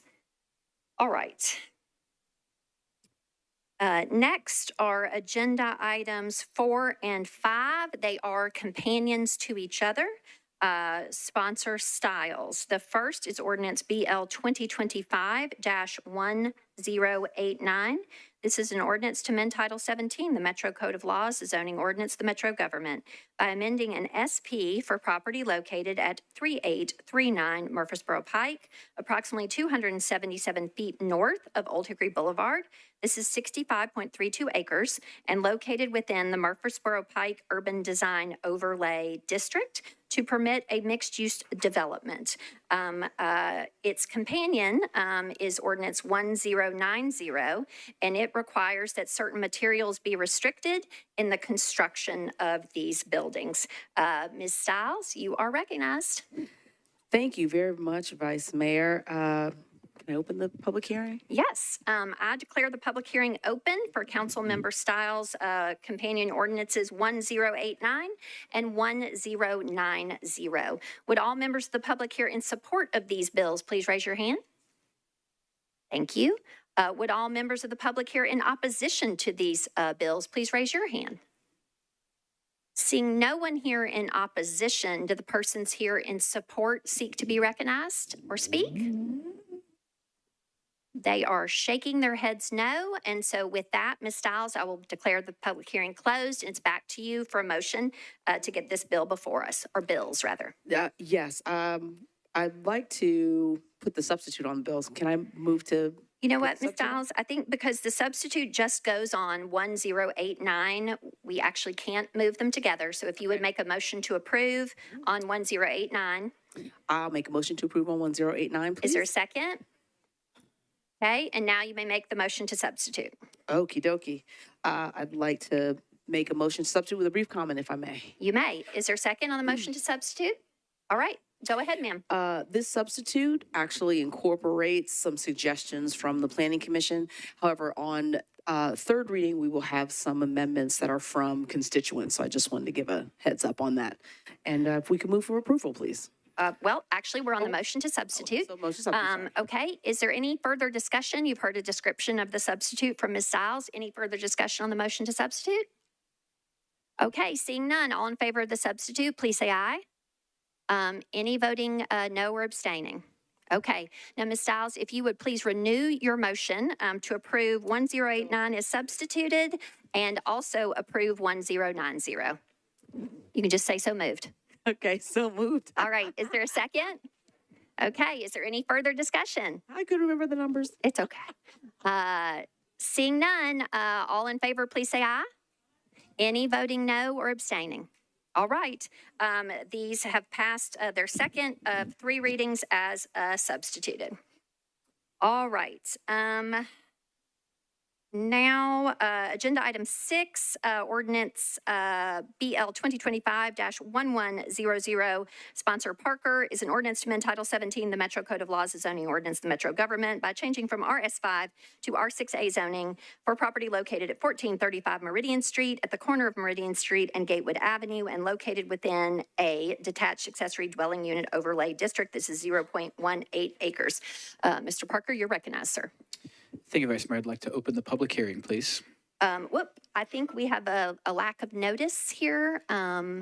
Okay. Sure. Alrighty. And so, given the lack of public notice, how would you like to defer this? I would like to defer to whatever planning recommends. If we could ask planning what they recommend for notice. Planning table, are we okay on 1100 sponsor Parker to defer to January 20th, perhaps? They are nodding their head. Is that okay with you, Mr. Parker? Yes, if we can accomplish notice for the public hearing on January 20th, I will let the applicants know and make sure they do that. Okay, planning is affirming that that is achievable. And so with that, I'll move a deferral to January 20th to be clear. Great. It's properly seconded. Is there any discussion on that deferral motion? Seeing none, all in favor, please say aye. Any voting no, abstaining? Okay, that will be back on public hearing regarding Meridian Street there on January 20th. Okay. All right. Next is agenda item 7, ordinance BL 2025-1116, sponsors Allen and Hancock. This is an ordinance amending Title 17 of the Metro Code of Laws to add a new electric vehicle charging station use and related definitions and conditions to the zoning code. Ms. Allen, you are recognized. Thank you. Thank you, Madam President. I would like to defer to the January 20th meeting. Okay, is there a second for that motion? Okay, it's properly moved and seconded. Is there any discussion on the deferral motion to the meeting of January 20th? Seeing none, all in favor, please say aye. Any voting no or abstaining? All right, this will be on public hearing at the meeting of January 20th. Okay, next is agenda item 8. This is ordinance BL 2025-1130, sponsor Taylor. This is an ordinance to amend Title 17, the Metro Code of Laws, the zoning ordinance of the Metro Government, by changing from RS5 to R6A zoning for the property located at 1704 Arthur Avenue, approximately 100 feet northeast of Jane Street. This is 0.17 acres within the detached accessory dwelling unit overlay district. Councilmember Taylor, you're recognized, sir. Thank you. I'd like to open the public hearing, please. Okay. I declare the public hearing open for Councilmember Taylor's ordinance 1130. Would all members of the public here in support of this bill please raise your hand? Would all members of the public here in opposition to this bill please raise your hand? All right, Councilmember Taylor, seeing no one here seeking to be recognized on either side, I will declare the public hearing closed, and it's back to you for a motion on your bill. Thanks. Move for approval. All right, is there a second? All right, is there any discussion? Seeing none, all in favor, please say aye. Any voting no or abstaining? All right, this has passed its second of 3 readings. Next is agenda item 9, ordinance BL 2025-1131, sponsors Huffman, Evans, and Eastlick. This is an ordinance to amend Title 17, the Metro Code of Laws, the zoning ordinance of the Metro government by applying a corridor design overlay district to various properties located west of Old Lebanon Dirt Road and along Old Hickory Boulevard and Central Pike. This is 400.11 acres. All right, Councilmember Huffman, you are recognized, sir. Thank you, Vice Mayor. Need to open the public hearing. Okay, I declare the public hearing open for council members Huffman, Evans, and Eastlick's Bill 1131. Would all members of the public here in support of this bill please raise your hand? Would all members of the public here in opposition to this bill please raise your hand? Okay, seeing no one here seeking to be recognized on either side, Councilmember Huffman, I will declare the public hearing closed, and it's back to you for a motion to get this bill before us. Thank you, ma'am. We have a substitute that we need to move. Yes, sir. If you'll just first move approval, please. Yes, move for approval. Okay, is there a second? All right, now you may make a motion to substitute. Motion, move the substitute. Okay, would you like to share with colleagues what that is about? I will just real quick, just talk to my colleagues about the purpose of this. So the corridor design overlay that we're really trying to do here is to control the overall look and feel of the Central Pike / Old Hickory Boulevard area. Our goal here, our intention is really just to improve the overall aesthetics of the community. We've had a lot of business support for this in the area, so we're really excited to move forward with this. So I ask for your approval. Thank you. All right, so there's a motion to substitute. It's properly seconded, and you've heard a description of that substitute. Is there any discussion on the motion to substitute? Seeing none, all in favor, please say aye. Any voting no or abstaining? All right, your substitute is on your bill, and if you'd renew your motion to approve is substituted. Motion to approve is substitute. All right, any discussion on that? Seeing none, all in favor, please say aye. Any voting no or abstaining? All right, this has passed its second of 3 readings as substituted.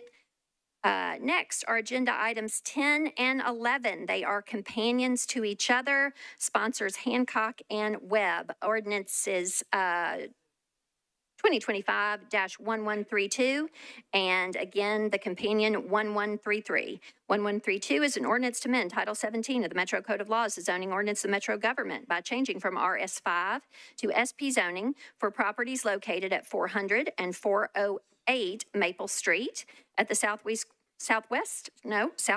corner of Maple Street and 4th Avenue. This is 0.5 acres to permit 3 residential units. And again, that companion 1133, which will require certain materials to be restricted in the construction of buildings at the address in 1132.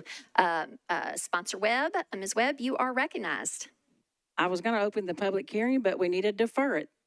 Okie dokes. All right. That is totally fine. Do you want to make a motion to defer? Yes, ma'am. I'd like to make a motion to defer. To when is it? To January the 20th. Okay. There is a motion to defer these 2 companion bills, 1132 and 1133, for their second consideration and public hearing at the meeting of January 20th. Do I hear a second? Is there any discussion? Seeing none, all in favor, please say aye. Any voting no or abstaining? All right, these bills will be taken up at the meeting of January 20th for their public hearing. Next is agenda item 12, ordinance BL 2025-1134, sponsor Welsh. This is an ordinance to amend Title 17 of the Metro Code of Laws, the zoning ordinance of the Metro government by changing from RS 7.5 to R6A zoning for property located at 510 High Street, located approximately 275 feet east of Meade Avenue. This is 0.18 acres. Councilmember Welsh, you're recognized, ma'am. Thank you, Vice Mayor. I'd like to open the public hearing. Okay, I declare the public hearing open for Councilmember Welsh's Bill 1134. Would all members of the public here in support of this bill please raise your hand? Thank you. Would all members of the public here in opposition to this bill please raise your hand? Seeing no one here in opposition, does the gentleman here in support seek to be recognized? He's shaking his head no. And so with that, I will declare the public hearing closed, and it's back to you for a motion on your bill. Thank you, Vice Mayor. I'd like to move to approve. All right, properly moved and seconded. Is there any discussion? Seeing none, all in favor, please say aye. Any voting no or abstaining? All right, this has passed its second of three readings. Next is Agenda Item 13, Ordinance BL 2025-1135, sponsor Taylor. This is an ordinance to amend Title 17, the Metro Code of Laws, the zoning ordinance of the Metro government by changing from RS5 to R6A zoning for property located at 1641 11th Avenue North, located on the corner of 11th Avenue North and Huelis Street. This is 0.17 acres within the detached accessory dwelling unit overlay district. Councilmember Taylor, you're recognized, sir. Hey, open the public hearing, please. Okay, I declare the public hearing open for Councilmember Taylor's ordinance 1135. Would all members of the public here in support of this bill please raise your hand? Okay, would all members of the public here in opposition to this bill please raise your hand? Seeing no one here on either side, I will declare the public hearing closed. It's back to you, Mr. Taylor, for a motion on your bill. Thank you. I'd like to move for approval. Okay, it's properly moved and seconded. Is there any discussion? Seeing none, all in favor, please say aye. Any voting no or abstaining? All right, this has passed its second of three readings. And that concludes our public hearing.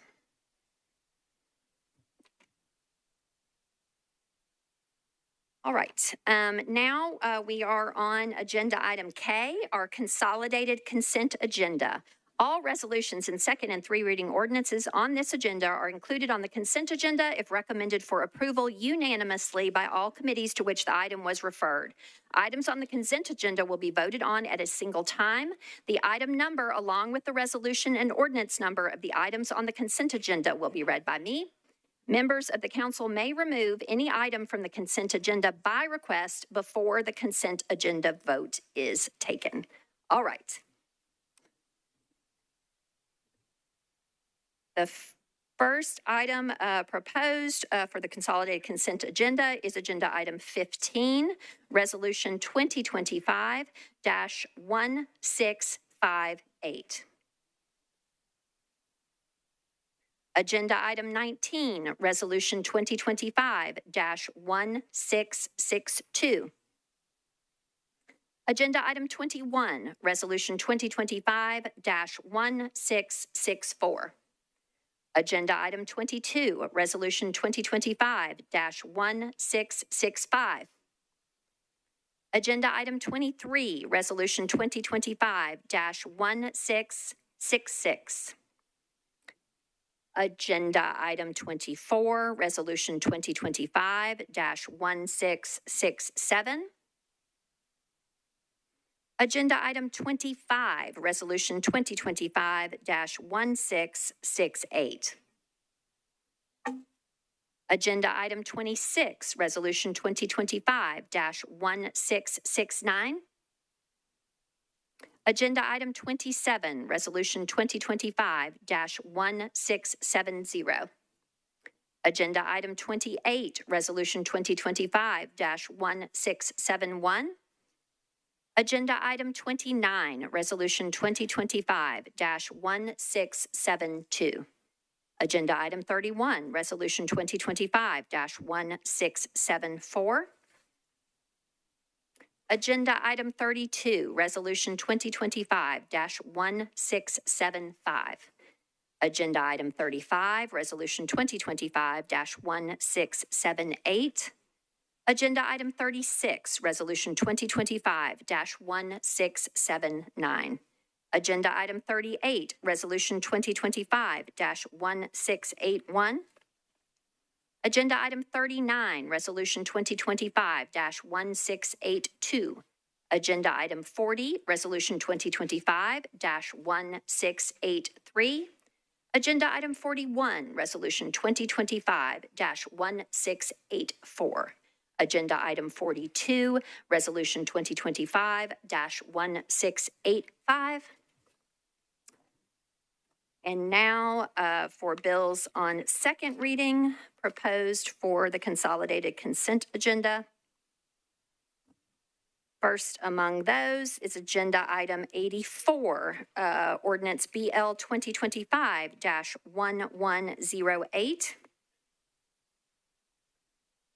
Agenda item 87, ordinance BL 2025-1115. Agenda item 88, ordinance BL 2025-1136. Agenda item 89, ordinance BL 2025-1137. Agenda item 90, ordinance BL 2025-1138. Agenda item 91, ordinance BL 2025-1139. Agenda item 92, ordinance BL 2025-1140. Agenda item 93, ordinance BL 2025-1141. Agenda item 94, ordinance BL 2025-1142. All right, now moving on to bills on third reading proposed for the consolidated consent agenda. First among those is agenda item 95, ordinance BL 2025-956.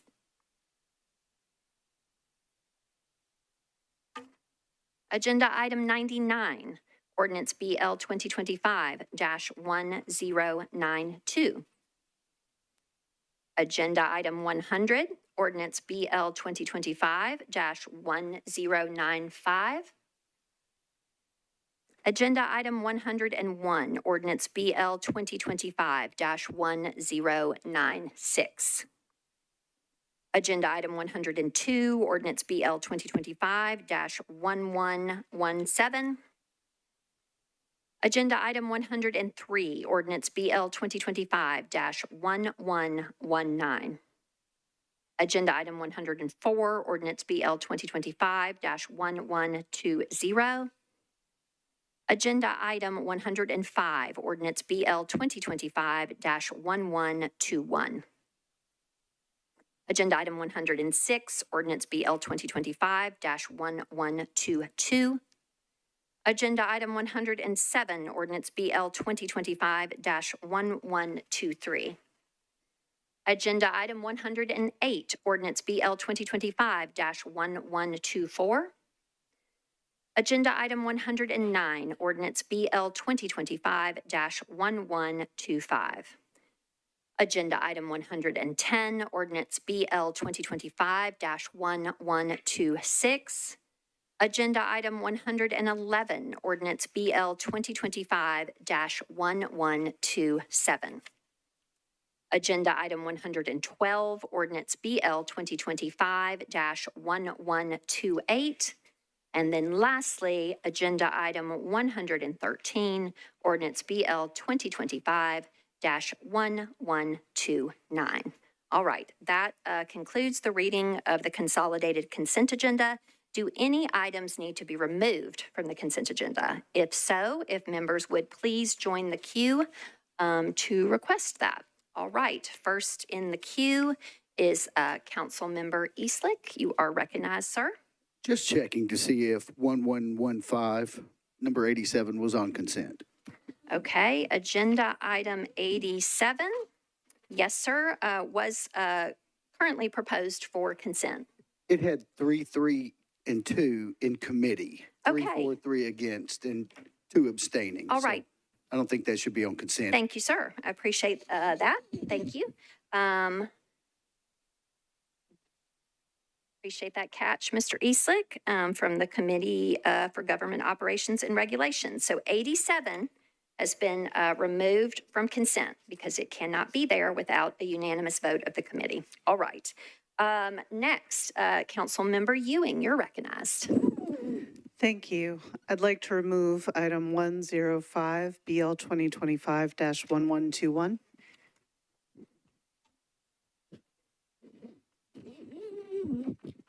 Councilmember Ewing has requested the removal of agenda item 105. This is an ordinance 1121. It will be removed from consent. Okay, and next is Councilmember Gregg. You're recognized, sir. Thank you. I'd like to remove item number 41, RS 2025-1684.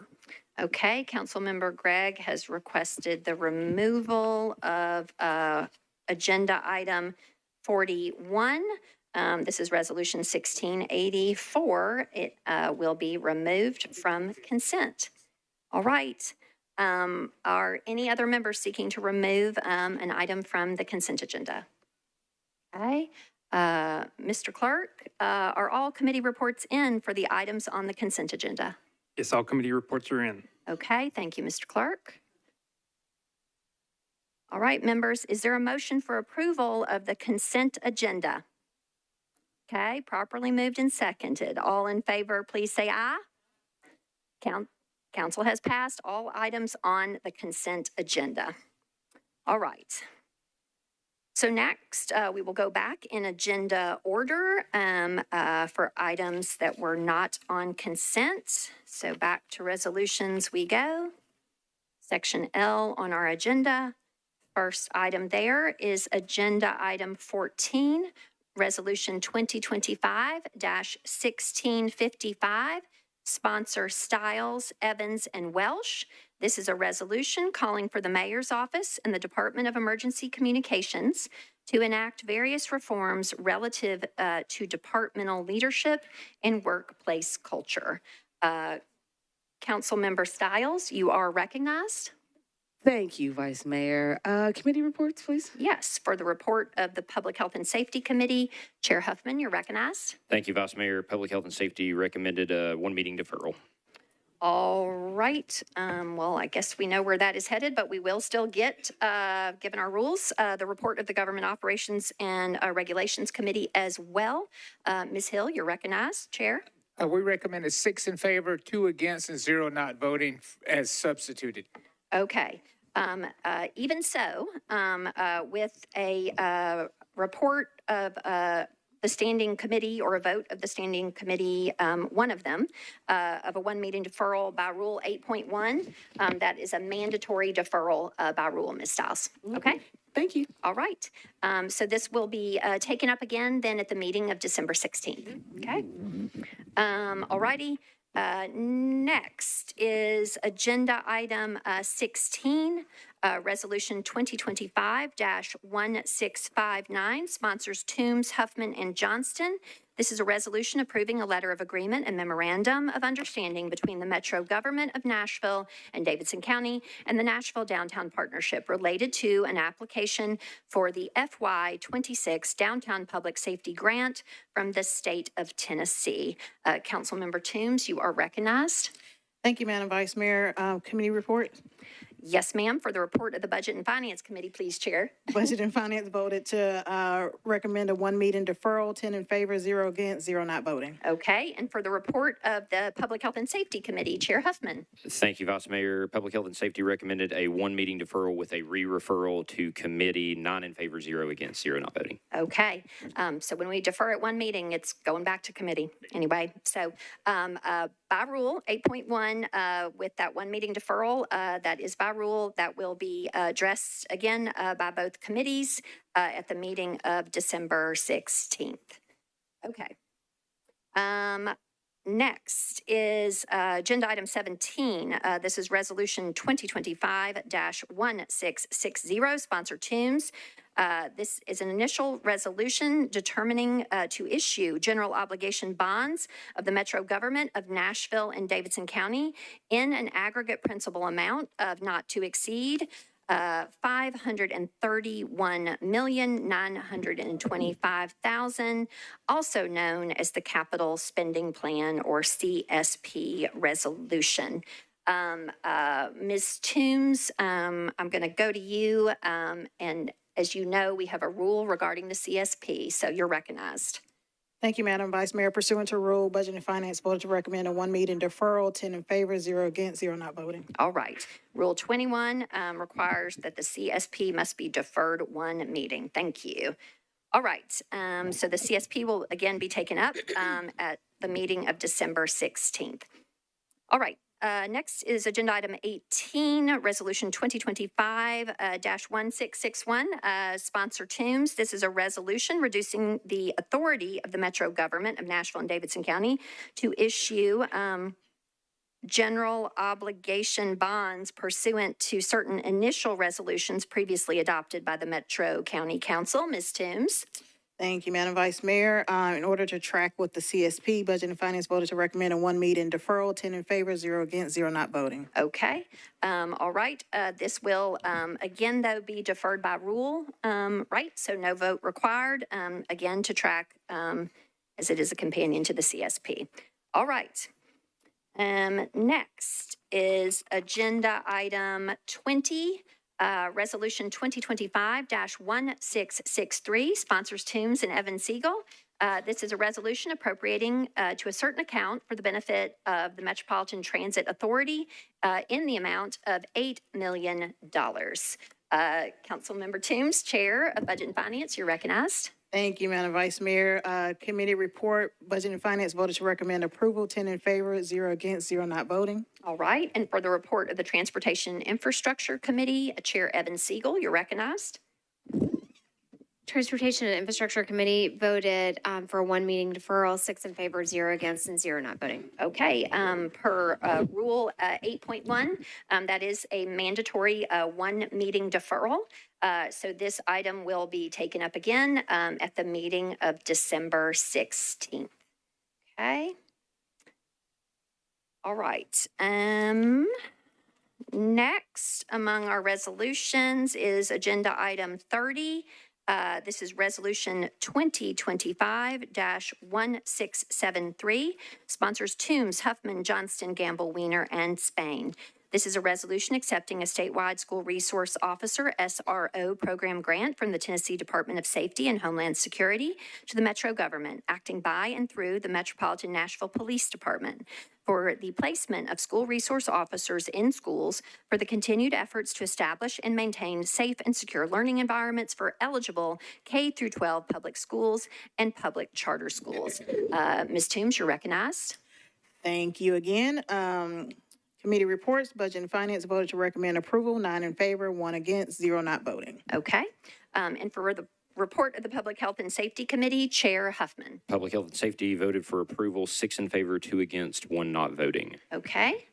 All right. It's back to you, Ms. Toombs, for a motion on the bill. Move for approval. Is there a second? Okay, properly moved and seconded. We are on to discussion. Is there any discussion on this bill? Okay, seeing none, we will move to a vote, but recognizing that we will likely have a no vote or an abstention because it is a resolution with only one vote by rule. This must be a roll call vote. Okay, Mr. Clerk, if you would please open the vote.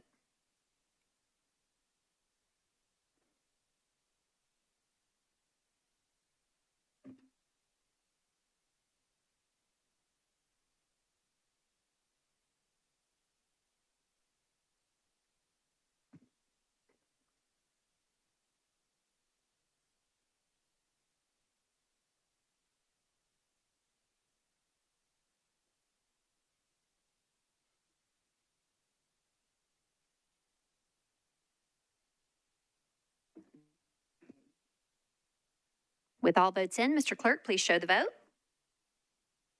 All right, the motion passes and this resolution has been adopted with 27 votes in favor, 6 votes against, and 3 abstentions.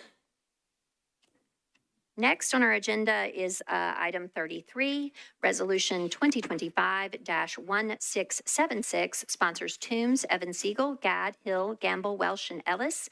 This is a resolution appropriating $59,994 through a grant contract by and between the Metro government, acting by and through the Metro Department of Water and Sewerage Services and the Cumberland River Compact to provide trash and debris removal around Nashville's waterways. Ms. Toombs, you are recognized first for your committee reports, please, ma'am.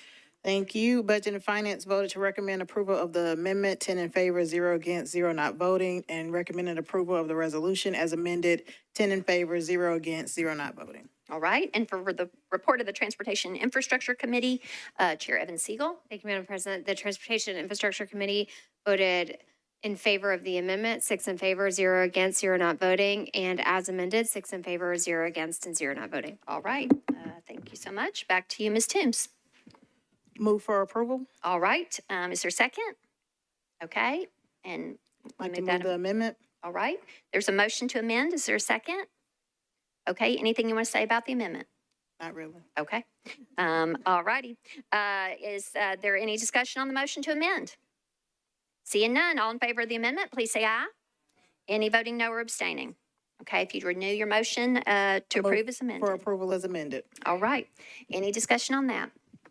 Seeing none, all in favor, please say aye. Any voting no or abstaining? All right. This resolution has been adopted as amended. Next is Agenda Item 34, Resolution 2025-1677, sponsors Toombs, Evan Siegel, Gadd, Gamble, Welsh, Ellis, and Weiner. This is a resolution appropriating $50,000 through a grant contract by and between the Metro government, acting by and through the Metro Department of Water and Sewerage Services, and the Tennessee Environmental Council to provide trash and debris removal around Nashville's waterways. This sounds familiar. Councilmember Toombs, you're recognized. Thank you, Madam Vice Mayor. Committee reports, Budget and Finance voted to recommend approval of the amendment, 10 in favor, 0 against, 0 not voting, and voted to recommend approval of the resolution as amended, 10 in favor, 0 against, 0 not voting. All right, and for the report of the Transportation and Infrastructure Committee, Chair Evan Siegel. Transportation and Infrastructure voted in favor of the amendment, 6 in favor, 0 against, and 0 not voting. And as amended, 6 in favor, 0 against, 0 not voting. Okay, it's back to you, Ms. Toombs. Move for approval. All right. Move approval of the amendment. All right, any discussion on that amendment? Seeing none, all in favor of the amendment, please say aye. Okay, Move for approval as amended. any discussion on that? Seeing none, all in favor, please say aye. Any voting no or abstaining? All right, you have adopted this resolution as amended. Next is Agenda Item 37, Resolution 2025-1680, sponsored Johnston. This is a resolution requesting the Metropolitan Planning Department to create a countywide map that identifies areas that are appropriate for the new residential zoning districts proposed by BL 2025-1005, including RN1, RN2, RL1, RL2, and RL3, consistent with the adopted Nashville Next Community Character Manual and the Metro Code of Laws. Councilmember Johnston, you are recognized. Thank you. Committee reports, please. All right. For the report of the Planning and Zoning Committee, Chair Horton, you are recognized. Thank you, Vice Mayor. The Planning and Zoning Committee considered ours 2025-1680 and recommended against approval, 5 in favor, 7 against, 0 not voting. All right. With that report in, it's back to you, Ms. Johnson. Thank you. So this resolution came out of a conversation that I had with Director Kempf and Ms. Milligan about 2 months ago, I guess. And we were talking about the different zoning districts and the concern around those from a lot of our community. And it was mentioned that they were planning to put together a map that shows where these districts are appropriate.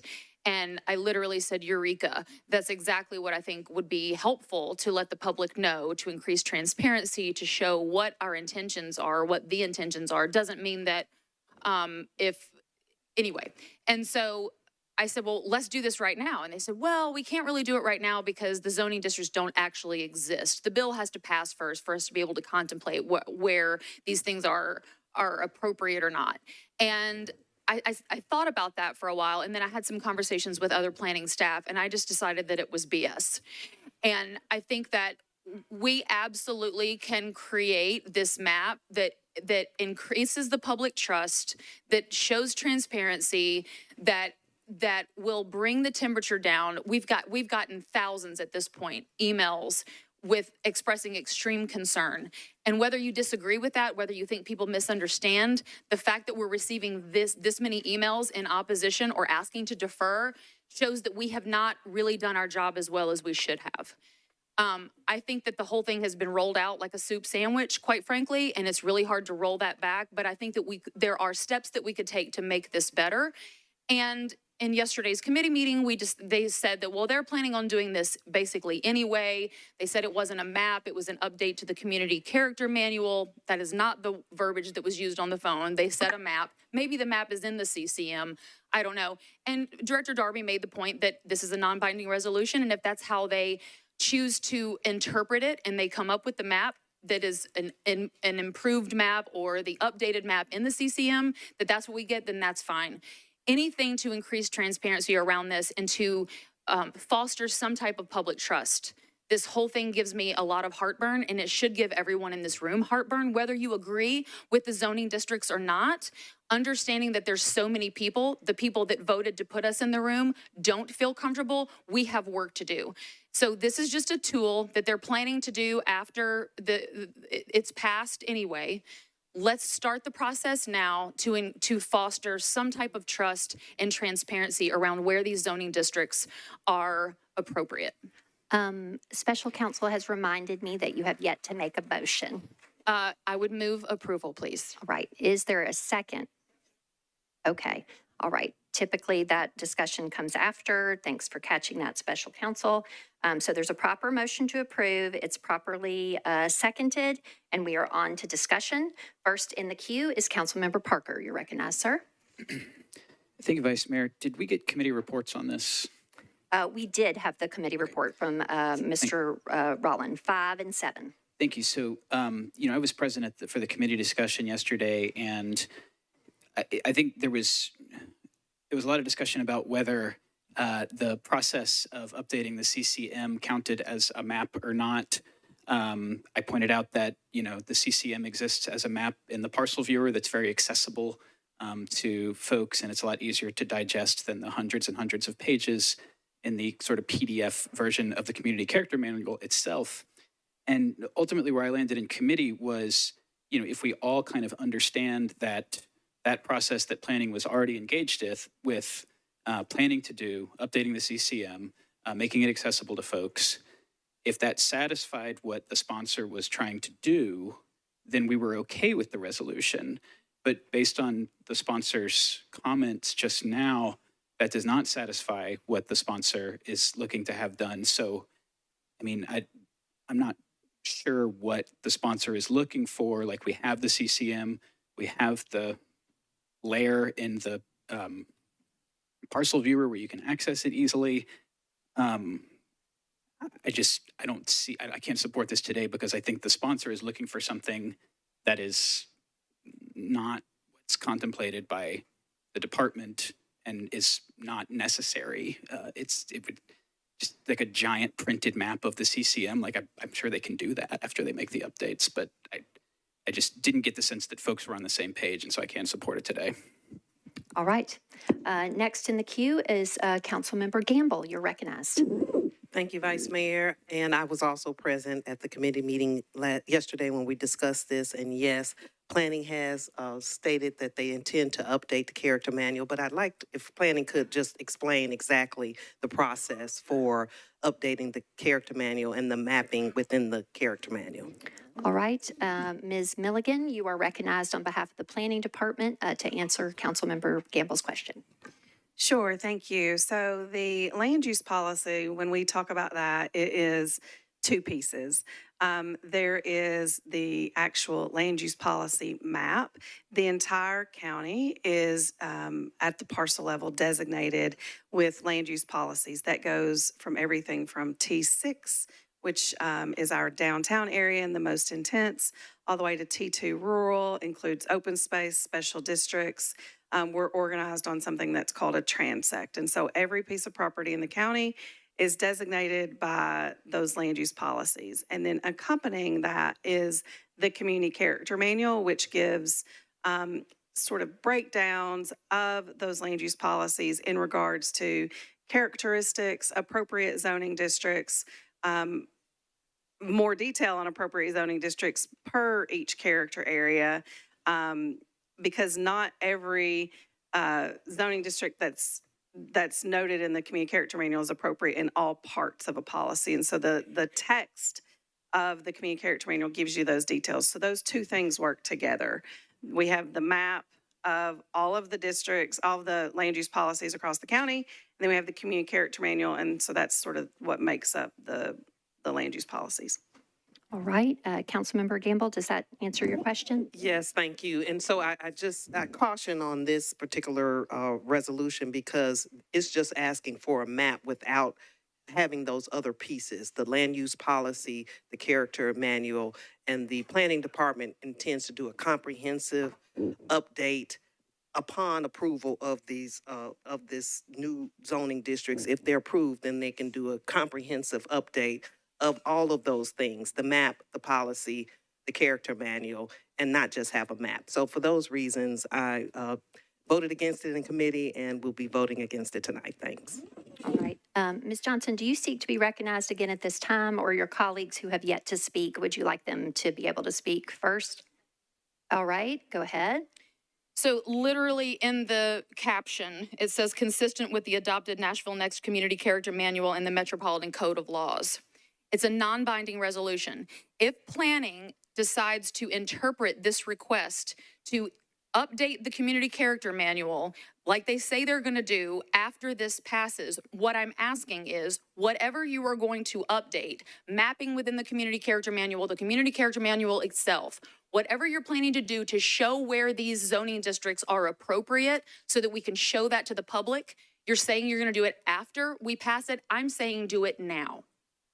That's all this is saying do this now so that we can be transparent with the public, help to educate better, bring the temperature down, foster some type of community trust within planning, people, representation, government, all of it. This I've never seen, besides Nest, I have never seen this community get so up in arms, and I say the entire county. We've gotten thousands of emails. We've got to do better, and if this is a tool to do that, to do it before we normally would do it after it passes, then I think that that's what we should do. That's all this is. All right, next in the queue is Councilmember Stiles. You're recognized. Thank you, Vice Mayor. I rise in support of this resolution. To Councilmember Johnston's point, whenever we get this many emails, people showing up in T-shirts, people wearing buttons, we are failing and not doing something right. I understand that we have opinions about what we think we should do with housing and other cities are doing, but we need to take a beat because the people that elected us are telling us they're not okay. And so for us to be pompous and say we know better, you know, we're kings, queens, or whatever, and we get to make the decisions, it doesn't make any sense. This gives us an opportunity to let planning say where these things should go. I just think that's important. And the infrastructure state, like all the things that we could wait for before we move forward that are not available to us right now, just take a beat. So please approve this resolution. All right. Next in the queue is Councilmember Evans. You're recognized. Thank you, Vice Mayor. I'm on the opposite side probably in how I'll vote compared to the previous speakers, but I also think that why not go ahead and have this conversation about what a map looks like now? We don't necessarily have to wait. And also kind of course, reminding everybody, it is non-binding. They can completely ignore this message. They, you know, other departments have ignored other messages that we've sent. But at the same time, I do feel like a map would be helpful, and whatever that looks like, if it's part of the community character manual, if it's a layer, you know, in the development tracker or parcel viewer, whatever, I think it could be something that would be helpful for the community to see. So I'm going to support this today. All right. Councilmember Eastlick, you're recognized, sir. Oh, I'm sorry, sir. Punched the wrong button. Go ahead. Thank you, Vice Mayor.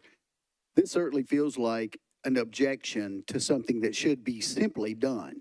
We, like others have said, have seen a lot of emails, a lot of resistance, a lot of pushback. And at this point, what we're hearing is, well, we got to pass this before we figure out what it's going to look like. I think that's completely wrong. We are getting so much pushback on this. The least we should do is defer this until we get more input. I think this whole city feels like this is being rammed down their throat. Mr. There's no Eastlick, way. we're not speaking on a deferral, so we're on a motion to approve, sir. There's no way to deny the people aren't comfortable with this. We absolutely could use this map, and I support it, and I think everybody else should, or you're just not listening to your constituents. Next is Councilmember Nash. You're recognized. I would ask the audience, please stop clapping so we can just keep proceeding through our debate. Thank you. Go ahead, Mr. Nash. Oh, I'm sorry, sir. Go ahead. I understand what the sponsor's trying to do here, and I appreciate it. And a lot of those emails all came from one spot in this county, I'm not sure that the opposition is quite as broad as is indicated by all these emails. And I think one of the best ways to address their concerns is to pass these bills and show them that the world is not going to fall, sky isn't going to fall.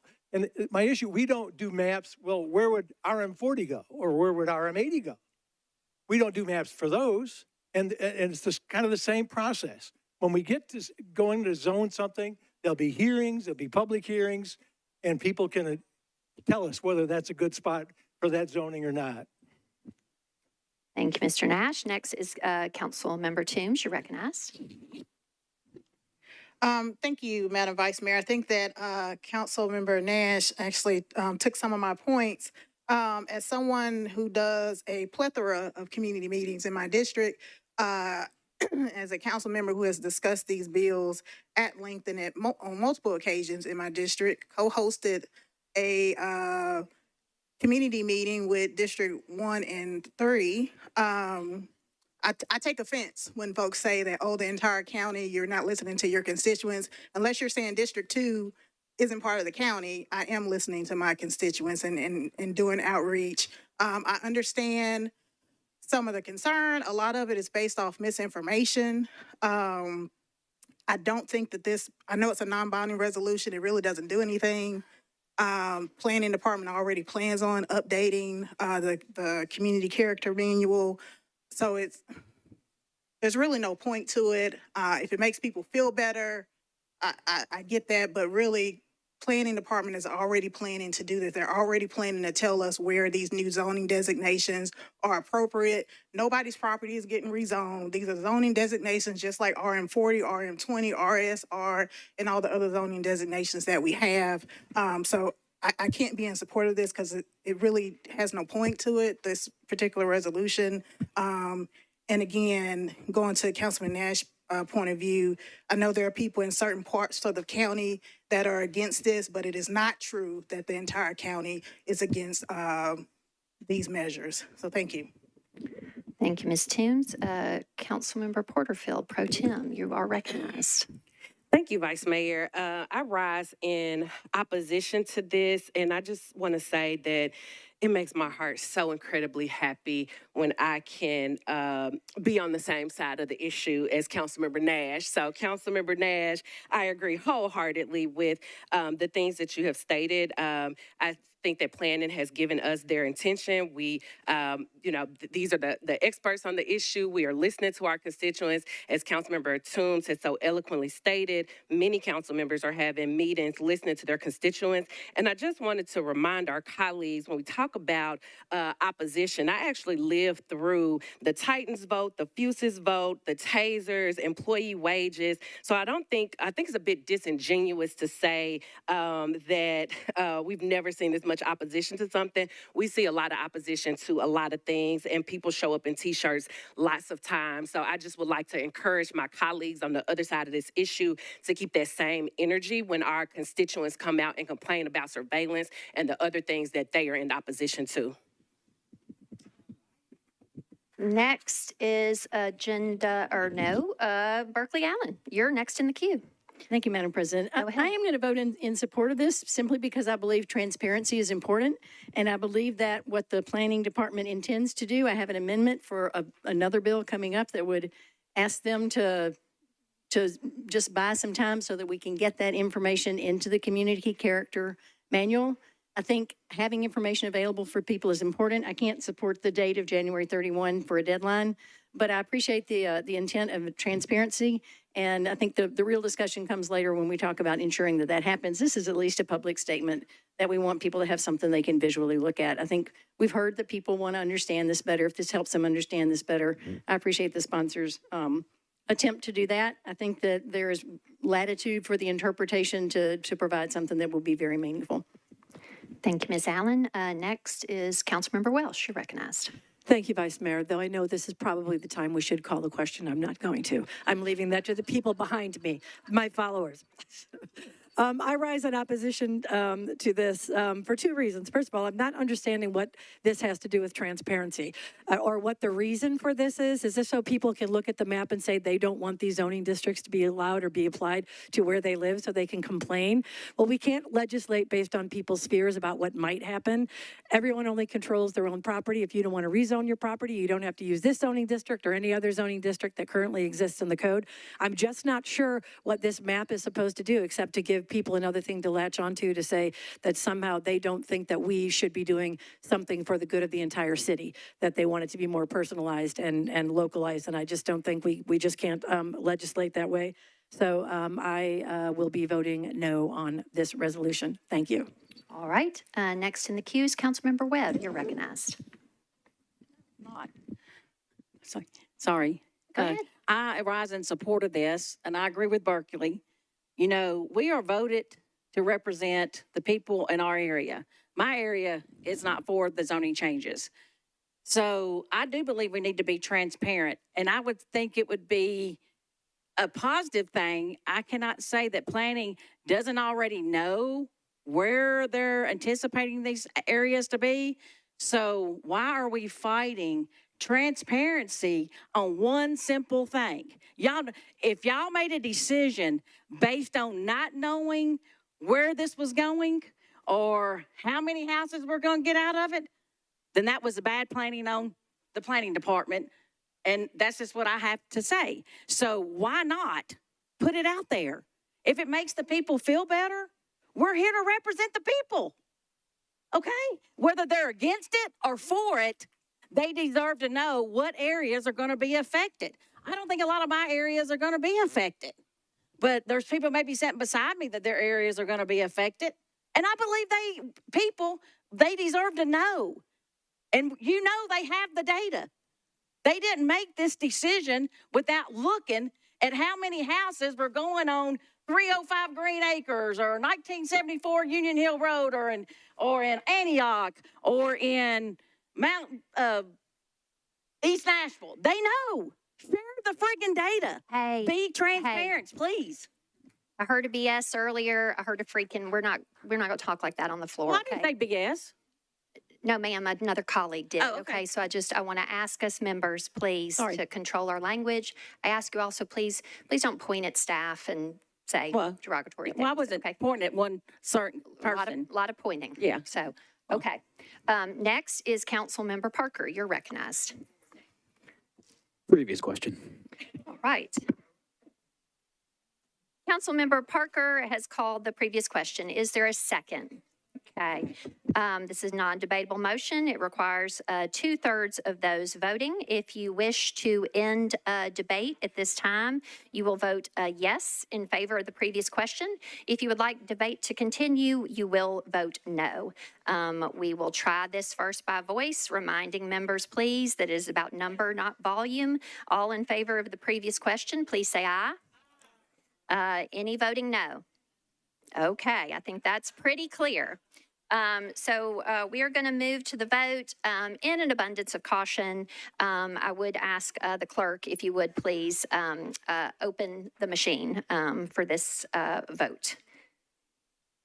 This is a motion to approve Councilmember Johnson's resolution 1680.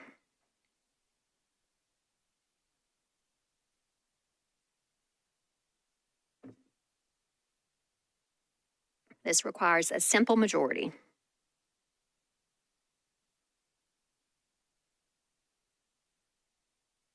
With all votes in, Mr. Clerk, please show the vote. This motion has passed, or resolution has been adopted with 22 votes in favor, 16 votes against, and 0 abstentions. All right. Moving on, next resolution is agenda item 41. This is RS 2025-1684. Sponsors Gregg, Stiles, Gamble, Allen, Spain, Rutherford, Druffel, Benedict, Evans, Nash, Swara, Hancock, Wiener, Johnston, Huffman, Ewing, Vo, Bradford, Benton, Evans, Siegel, Eastlick, Coopin, Gadd, and Ellis. This is a resolution honoring the 100th anniversary of the Grand Ole Opry. Go ahead, Mr. Gregg. Thank you, Vice Mayor. Committee reports, please. For the report of rules, confirmations, and public elections, Chair Cash. We approved 4 in favor, 0 against, 0 not voting. Okay, back to you, Mr. Gregg, for a motion. I would like to move for approval with a brief comment. All right, go ahead, sir. On Friday, November the 28th, we celebrated an incredible milestone, the 100th birthday of the Grand Ole Opry. The Opry began in November 1925 as the WSM Barn Dance. The very first performer was a fiddle player, Uncle Jimmy Thompson. In December of 1927, the show adopted the name we know today, the Grand Ole Opry, marking the beginning of a new era in American entertainment. The Opry stage has launched the careers of some of the greatest and most iconic artists: Johnny Cash, Patsy Cline, Dolly Parton, Loretta Lynn, Elvis Presley, Garth Brooks, and Taylor Swift, and many more. The Opry has never been just about country. Artists from pop, rock, gospel, folk, and Americana all consider it an honor to stand on the iconic circle and perform. Over the years, the Opry has welcomed U.S. presidents, global dignitaries, and millions of fans around the world. Alongside the Fisk Jubilee Singers, the Grand Ole Opry forms the very foundation of why Nashville is known across the globe as Music City. As we celebrate 100 years of the Opry, we not only look back, we also look ahead at the next 100 years of storytelling and artistry from one of America's most iconic institutions. With that, I would like to renew my motion and apply Rule 12.3. All right. Okay, there's a second for the motion to approve with Rule 12.3 applied, such that all voting in the affirmative will be listed as co-sponsors. We're on to discussion. I see Councilmember Coopin. You're recognized, sir. Thank you, Madam President, and thank you to my colleague for bringing this resolution. I always enjoy when I drive in and out of Nashville and I see Home of the Grand Ole Opry on the sign. It's a foundational establishment to our city. Also, it lived in District 19 at the historic Ryman from 1943 to 1974. So a real cultural anchor. So as a council member over this district and also a former Grand Ole Opry security officer, I would like to wish a happy 100 years to the Opry, and here's to the next 100 years as well. Thanks. All right, little bit of Coopin background history there. Okay, there's seeing no one seeking further discussion. We're on a motion to approve with 12.3 applied. All in favor, please say aye. Any voting no or abstaining? Okay, happy birthday, Grand Ole Opry. Okay, now we are on to section M of our agenda, bills on introduction and first reading. By rule, all items on first reading shall be voted on at the same time unless requested otherwise by a primary sponsor or by two other members. I believe there are quite a few items that need to be removed for a variety of reasons this evening. And so do any items need to be removed from the collective vote? If so, please enter the queue. Okay, Mr. Coopin, sir, go ahead. Thank you, Madam President. Item 46, please. Okay, item 46 will be removed from the consolidated first reading vote. Councilmember Prep-T, sir, you're recognized. Thank you, Madam Vice Mayor. If we could remove item 44, BL 2025-1148. Okay, let's see, item 44 will be removed from the consolidated first reading vote. Councilmember Druffel, you're recognized, sir. I need item number 45, need to move to approval on first reading, but defer to the first meeting in March for public hearing. Okay, at this juncture, we're just taking out of the collective vote and then we'll come back in order. So you'll be recognized again at that time, okay? All right, agenda item 45, 1149 has been removed from the collected vote. Is there anyone, Ms. Toombs, Chair of Budget and Finance, are you wanting to address these removals by request of the Department of Procurement, 47, 48, 49, 50, 51, and 52 that we're having procedural issues? Special Counsel Darby, can you maybe speak to that? Or I see Mr. Wilson going to tell Ms. Toombs about that, but if you would, Ms. There was a request to withdraw from procurement. Okay, yes, in fact, it's a with earlier. Do I need to actually say withdraw? Okay. Okay. So, Ms. Toombs, the Chair of Budget and Finance, in conference with our staff and special counsel, and again, at the request of the Department of Procurement, agenda items 47, 48, 49, 50, 51, and 52 are all removed, or rather withdrawn, okay? All righty. Are there any other members seeking to remove an item from the consolidated, or rather collected vote? Okay, seeing none, is there a motion for approval of all the items remaining on first consideration? Okay, properly seconded without objection, you have approved all items on first reading. Or rather, other than the ones that were just removed, and thus we will go back in order. First was agenda item 44, sponsor Prep T and GAD. This is ordinance BL 2025-1148. This is an ordinance amending chapters 17.04 and 17.32 of the Metro Code of Laws to revise and add regulations on signs within the zoning code. Councilmember Prep T, you're recognized, sir. Thank you, Madam Vice Mayor. I move approval on first reading and subsequently move to defer second reading and the public hearing to the first meeting in March. Okay. All right. There is a motion to approve on first reading and defer the second reading and public hearing to the first meeting in March. It is properly seconded. Is there any discussion on that motion? Seeing none, all in favor, please say aye. Aye. Any voting no or abstaining? All right. Okay, that has passed its first reading, and we'll see that again at the first March meeting. Next is agenda item 45, sponsors Druffel and Ellis. This is ordinance BL 2025-1149. This is an ordinance amending chapter 17.2 of the Metro Code of Laws to require the Nashville Department of Transportation and Multimodal Infrastructure, aka NDOT, to complete area transportation infrastructure analyses for certain site plans and rezonings. Councilmember Druffel, you're recognized. Yeah, thanks, Chair. I move for approval on first reading and defer for the public hearing, first meeting in March. Okay, is there a second for that motion? Okay, it's properly moved and seconded. Is there any discussion on the motion to pass on first and defer public hearing and second reading to the first meeting in March? Seeing none, all in favor, please say aye. Any voting no? Any abstaining? All right. We will see that again at the first March meeting.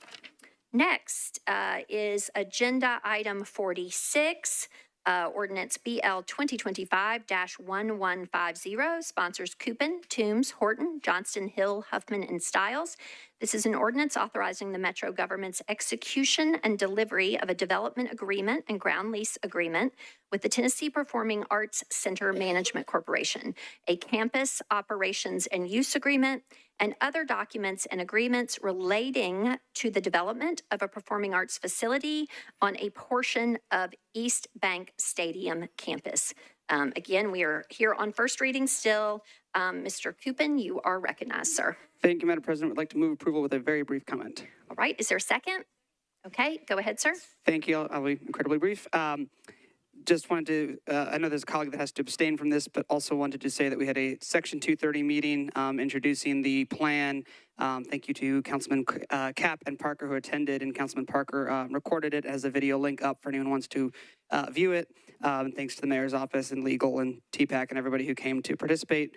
We also have an East Bank meeting on the 11th at 3 p.m. here for folks that want to engage further. So just wanted to let the public know about that. And then I also have an amendment on the bill that is brought forward by Metro Legal, cleaning up some of the exhibits. So I'd like to also move the amendment. Is there a second on the motion to amend?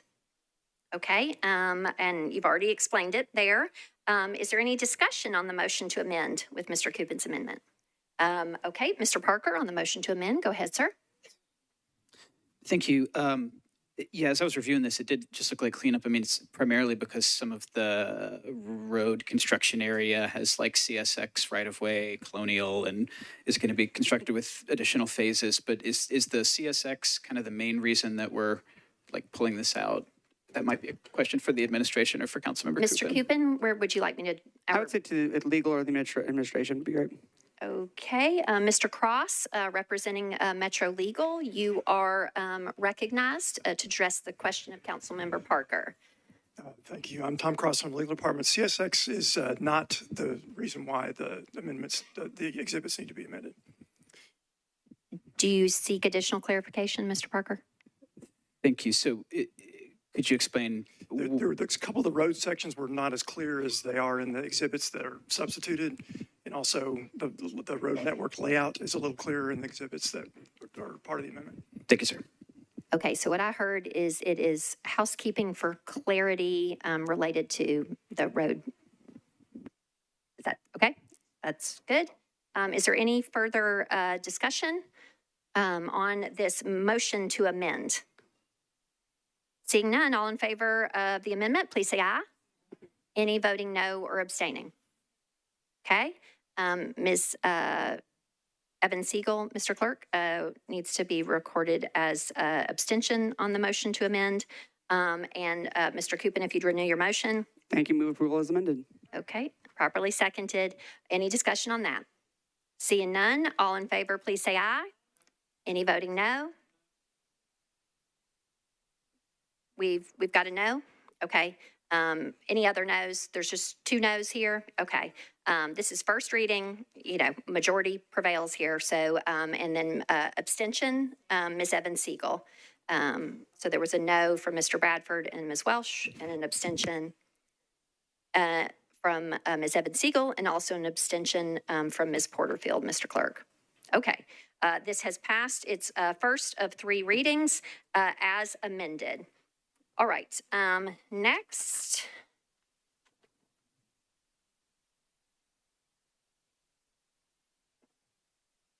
Okay, that concludes our first reading items.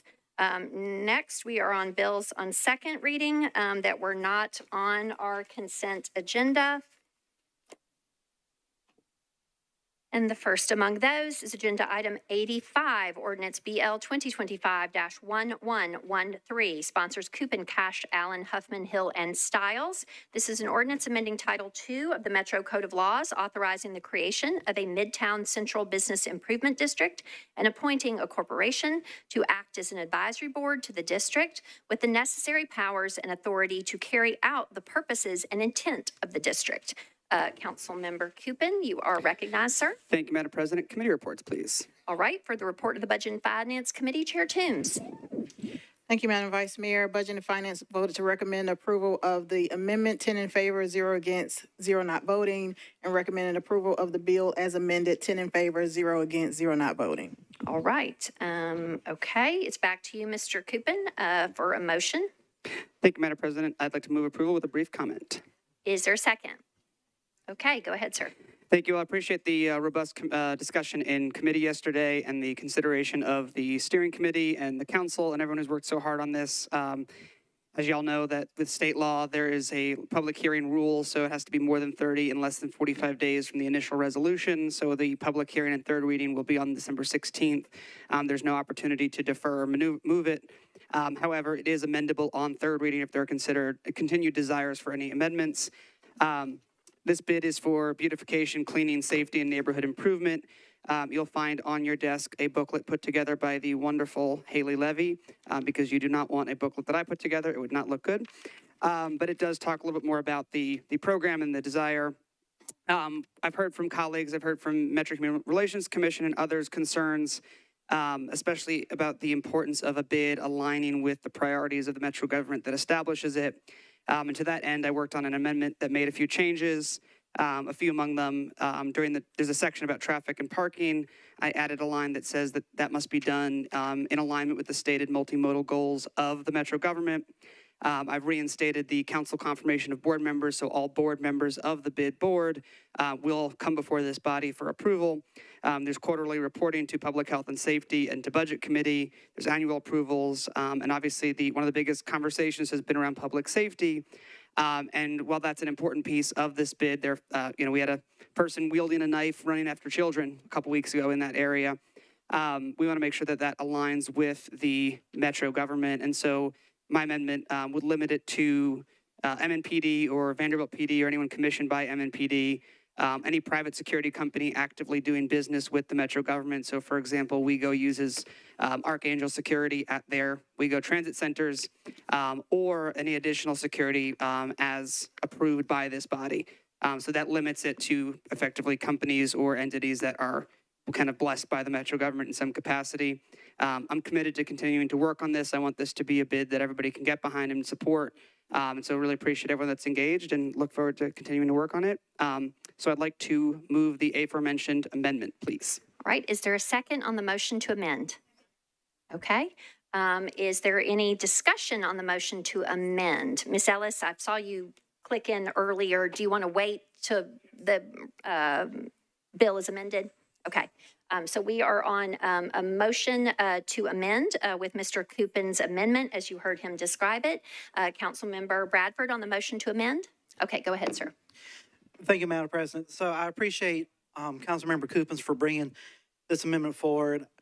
In the previous readings of this bill, I was apprehensive of it, voted against it on the last reading because of what we've heard from the residents about creating these C bids where there's really no oversight by the council, that they're basically taking tax dollars that they are self-generating and using it how they want. And so I appreciate this amendment because it does provide some oversight. It requires all the board members of this bid to be council approved. And it requires that any public safety be already approved by Metro, be an approved Metro vendor. So I appreciate these efforts to make this C bid more in line with what our public is telling us, gives us the oversight. And hopefully, as we go forward creating new C bids, we use this framework and that we look at ways to implement this framework on existing C bids. Thank you. All right. Ms. Evans Siegel on the motion to amend? Go ahead. Yep. Thank you. I just wanted to say, I really appreciate my colleague bringing this amendment. We've had a lot of discussion over the past several months in this body around what it means to be a bid, what different security forces mean. One of my ongoing concerns with this bid, as all bids, is that if it's anybody who's deputized, then you could have somebody who's maybe not familiar with urban policing and the needs of the community and the unique needs of our community come in and try to enforce rules that we as a community don't support. I think there's probably still a little cleanup left. I think my understanding is still open to conversations around that cleanup. So I feel good about where this is today and passing it on second with the caveat that further cleanup on this bill, because it is bid, can be done on third. Okay. Is there any further discussion specifically on the motion to amend? Seeing none, all in favor of the amendment, please say aye. Any voting no? Any abstaining? All right, back to you if you would renew your motion, please, sir. Thank you. Move approval as amended. Okay. Now we're on to discussion of the ordinance as amended. Ms. Ellis, do you seek to be recognized? Yes. Go ahead. Thank you, Vice Mayor. I was trying to go back and pull up because I was pleased to come in and see Councilmember Coopin's better half present the information about the CBID. But the concern that I still have, and forgive me, I have a full-time job, so I wasn't able to come to these subcommittee meetings. Was it ever discussed what revenues from the private garage currently in the downtown CBID had been collected by Metro? And if there has been a substantial amount, why are we then deferring to allow future revenues from a private garage to be collected by a CBID? All right, I'll put that to Mr. Coopin to respond. Go ahead, sir. Thank you, Madam President. Can I just clarify with my colleague is the question that if the revenue collected by the garage and a question about revenue collected by a garage by this new bid, or I understand the thematic concerns, I share those concerns, but just kind of curious what that specific question is so I can best answer. Right, so if you could just clarify, because we want to be specifically on this bid, I can understand maybe the larger context about parking garage revenue, but. Yeah, so the question, and that was the point, is that as it's currently written, it's a bit vague to include other revenues including but not limited to privately owned garages. And it wasn't explicitly stated if, the revenue, how much that was, and if it was included in I think it was the 15 million that was being proposed. And that was previously, something that I had asked in a previous committee, and I think finance was supposed to pull the numbers to see in the previous reports that we were supposed to have been given about monies collected from the bids, and it never was collected, nor was it in the presentation that he had presented. Okay, I'm just going to allow you, Mr. Coupin, to respond in a way that is specific to this bid, honors sort of the context questions there, and then we may need Ms. Ellis to get you some follow-up from the special counsel, separate from Maybe this. I can simplify it. I just want to make sure that in this current bid, we're not forfeiting future potential revenues from a Metro-owned parking garage to the board of this CBID to decide how that money's spent. Okay, of the proposed bid. Okay. Thank you, Madam President, and apologies to my colleague. I actually neglected to mention that that was one of the items that I did address in the amendment by removing that section that says, including but not limited to metropolitan government parking garages. This entity does not seek to build, manage, or operate any parking garages, so that is removed from that section in response to that question and concern. If there are further questions on revenue, that happy to chase them down. I know that the finance and legal department were working on opinions on prior dollars and things with the downtown C bid, but this one I did remove the language. Okay, that language has been removed from the amendment that is on the bill. What is before us is a motion to approve on the second of 3 readings as amended. Is there any further discussion? Okay, seeing none, all in favor, please say aye. Any voting no? Okay, any abstaining? Okay, all right. This passes its second of 3 readings because it just requires a majority at this juncture. We had a few no's, but the preponderating vote is in favor. So on we go. Next is agenda item 86, ordinance BL 2025-1114. Sponsors Stiles, Evans, Ellis, and Webb. This is an ordinance amending Title III of the Metro Code of Laws to require departments, boards, and commissions of the Metro government to conduct annual employee surveys. Councilmember Stiles, you are recognized. Thank you very much, Vice Mayor. Committee reports, please. For the report of the Government Operations and Regulations Committee, Chair Hill, go ahead, ma'am. Thank you, Madam Vice Mayor. We recommended deferral to the first meeting in February, February 26, 8 in favor, 0 against, 0 not voting. Okay, deferral to the first meeting in February. Yes, ma'am. Okay, that is the report. Okay, and so it's back to you, Ms. Stiles, for a motion to get the bill before us. Yes. Vice Mayor? Yes, ma'am. The bill is deferred actually to the second meeting in February. Okay, are you concurring with that, Chair Hill? Is that correct?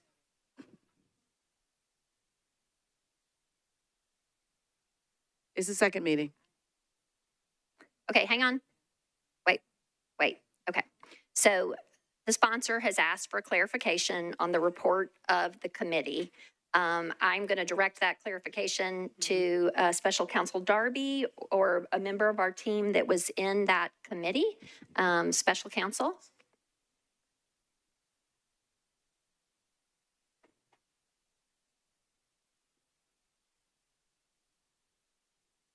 Okay, I must have misunderstood in the meeting because I asked if it was being deferred to February 3rd, and there was a yes, so I wrote that in my notes and then confirmed with Chair.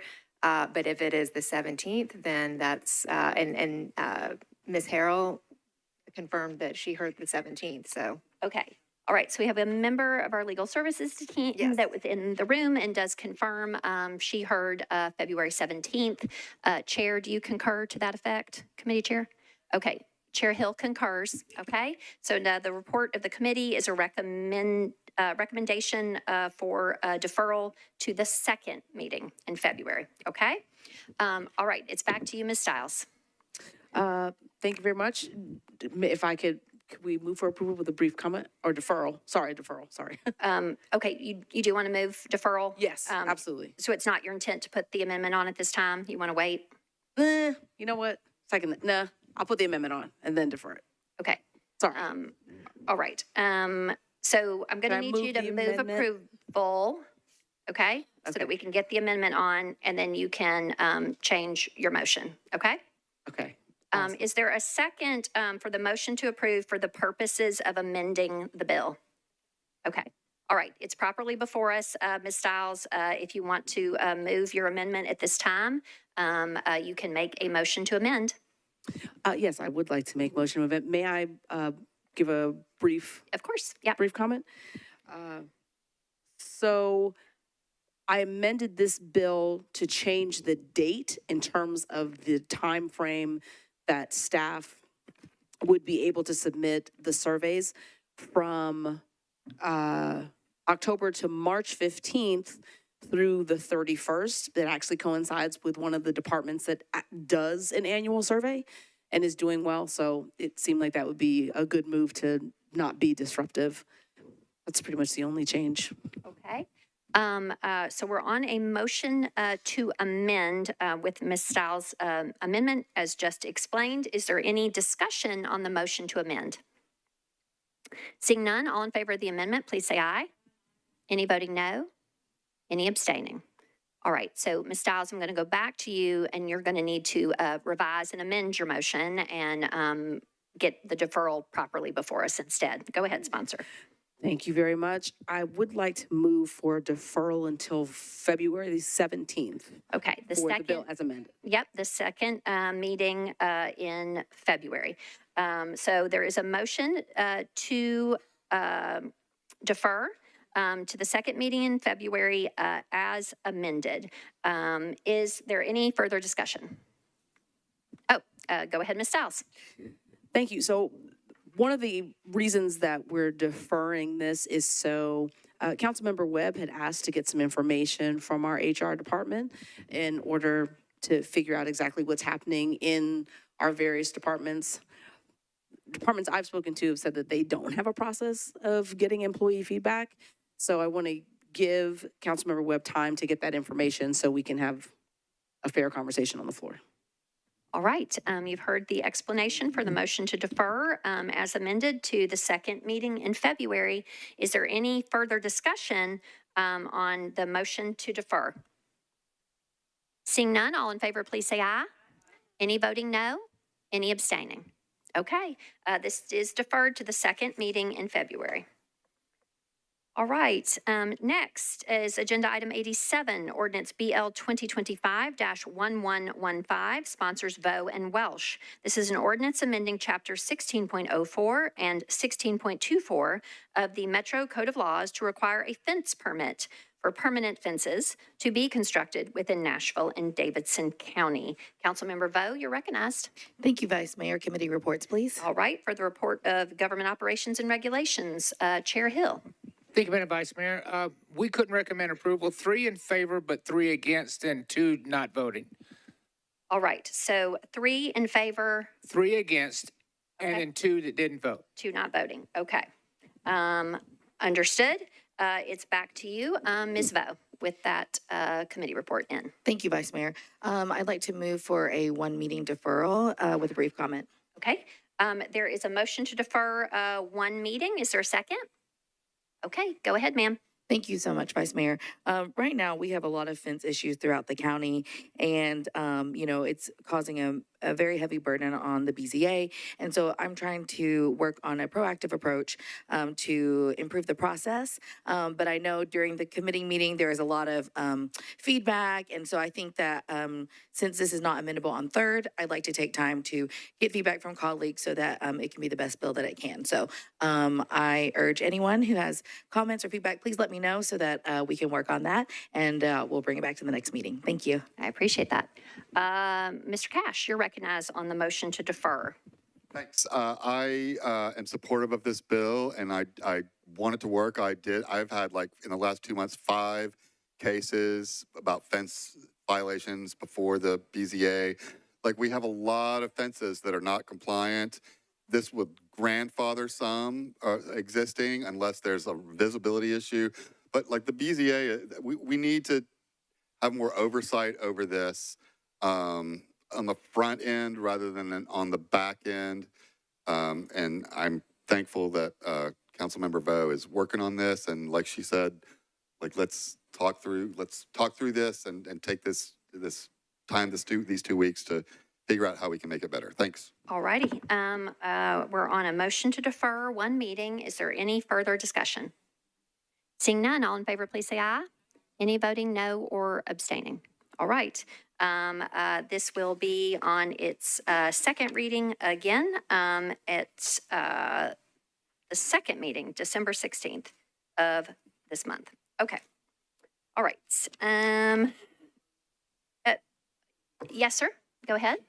Since it didn't get recommended through committee, I didn't think it passed. I thought it failed at 3-3. Does it go back to committee? Do we start over, or does it just go back to the floor?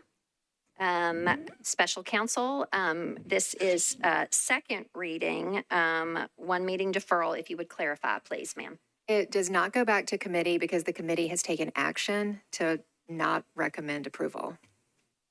So it just goes to a vote next time? No re-evaluation in committee? It will come straight to the floor. Is there a way to get it to go back to committee so that we can talk about it? I feel like that's important. Otherwise, we're just going to vote on the same thing without really being able to analyze it again. And this had a lot of flaws. This is the second time this bill's come up almost identically this year. It didn't pass the first time, and we're looking at it again without being able to look at it again in committee. So I feel like there's some need to have the committee go back and talk, especially since it didn't pass in the first place. If it didn't pass us, why does it go past us in the second? All right. So this, I'm going to take this as a point of kind of parliamentary inquiry relative to the referral to committee subsequent to the motion of the sponsor and the vote. Special counsel, is there any way for Mr. Eastlick to address this concern at this juncture so that it could go back to committee? Can you speak to that from a parliamentary standpoint, please?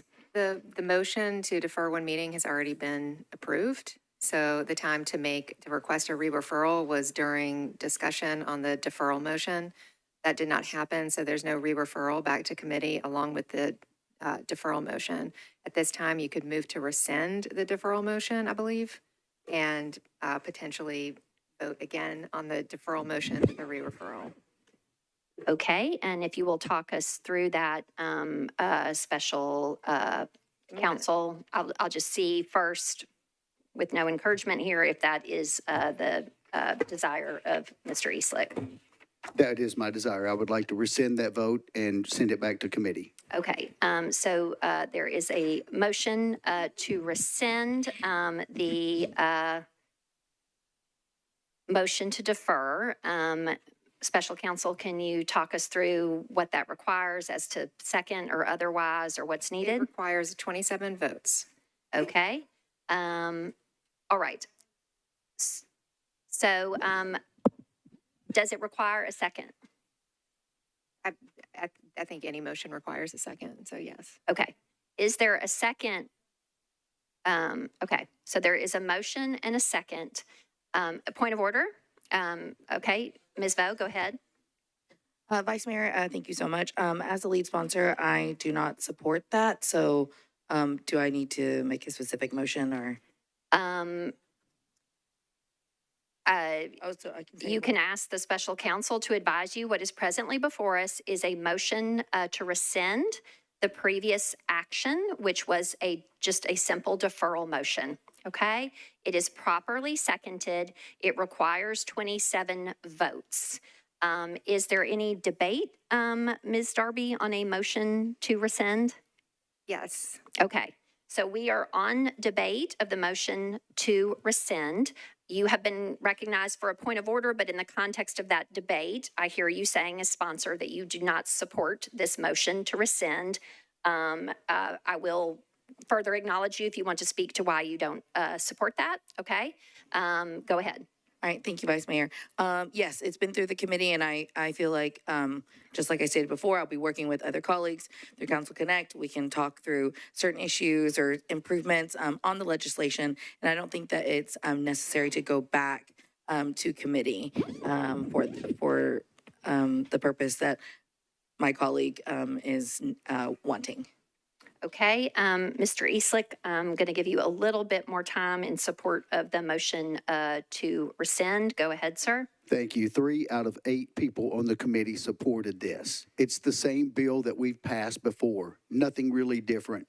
There is a need for something better. But unless we're going to survey and actually give real instruction to the people that are putting up fences, and we take the money and sign off, then we're putting ourselves in a responsible position on that bill or on that fence. So if we're going to do this, one meeting's not going to fix it. We either need to get rid of it or put it back to committee where we can look at it and talk about it again and maybe find ways to improve it. But as it is, coming back without going through committee and looking through or going through any changes, it's not really what we need to do. And again, I don't think it should go through since it only had 3 out of 8 committee members voting for it. All right, so you are, as I understand it, you've asked for the motion to rescind for the purpose of a subsequent deferral motion by the sponsor that includes a re-referral. Correct. Okay, so that is all we're discussing at this time is the motion to rescind, at which point, if that were to prevail, I am going to go back to the sponsor and she is going to reinitiate whatever motion she chooses, okay? So the re-referral to committee is not a part of the motion to rescind. Effectively, what the motion to rescind does, it just takes us one step back, colleagues, okay? And then we were back on the bill with the sponsor acknowledged, and we will proceed at that time. The motion to rescind, special counsel says, takes 27 votes. And so in an abundance of caution, okay, but we have debate on the motion to rescind at all, okay? Ms. Benedict, do you seek to be recognized on the motion to rescind? Go ahead, ma'am. Thank you, Madam Vice Mayor. I would like to yield my time to Councilmember Porterfield. Okay. Councilmember Porterfield, you're recognized. Thank you, Vice Mayor. We have processes in place in which if we want to improve legislation, we can do that. This is, I believe we just voted, was it for a deferral, for a 1 meeting deferral? So during that period of time, there are lots of things that can be done. People can have community meetings. They can engage their community. We can work through Council Connect. We can also offer things called amendments to legislation to make them better. So if there is a desire to make a legislation better, we can actually do that through the processes that we already have. We don't have to rescind legislation that we already voted on because there was no recommendation at that time to bring it back to committee. So I'm going to be voting against it respectfully and supporting the lead sponsor. All right. Councilmember Parker, do you seek to be recognized on the motion to rescind? Go ahead, sir. Previous question. Okay. There is nobody else in the queue, sir, so we can move to the vote on the motion to rescind, okay? So Ms. Benedict ceded her time. You were acknowledged. There's nobody else in the queue, so we're going to move to the vote on the motion to rescind. Again, what is happening at this juncture is we're just taking one step back. The sponsor will then be acknowledged. She can again move her deferral as she chooses. We can debate in that regard. She can acknowledge the request of her colleague to re-refer if she so chooses. So the vote is for like just one step back. It requires 27, so an abundance of caution. Mr. Clerk, if you would please load the vote to rescind the previous action.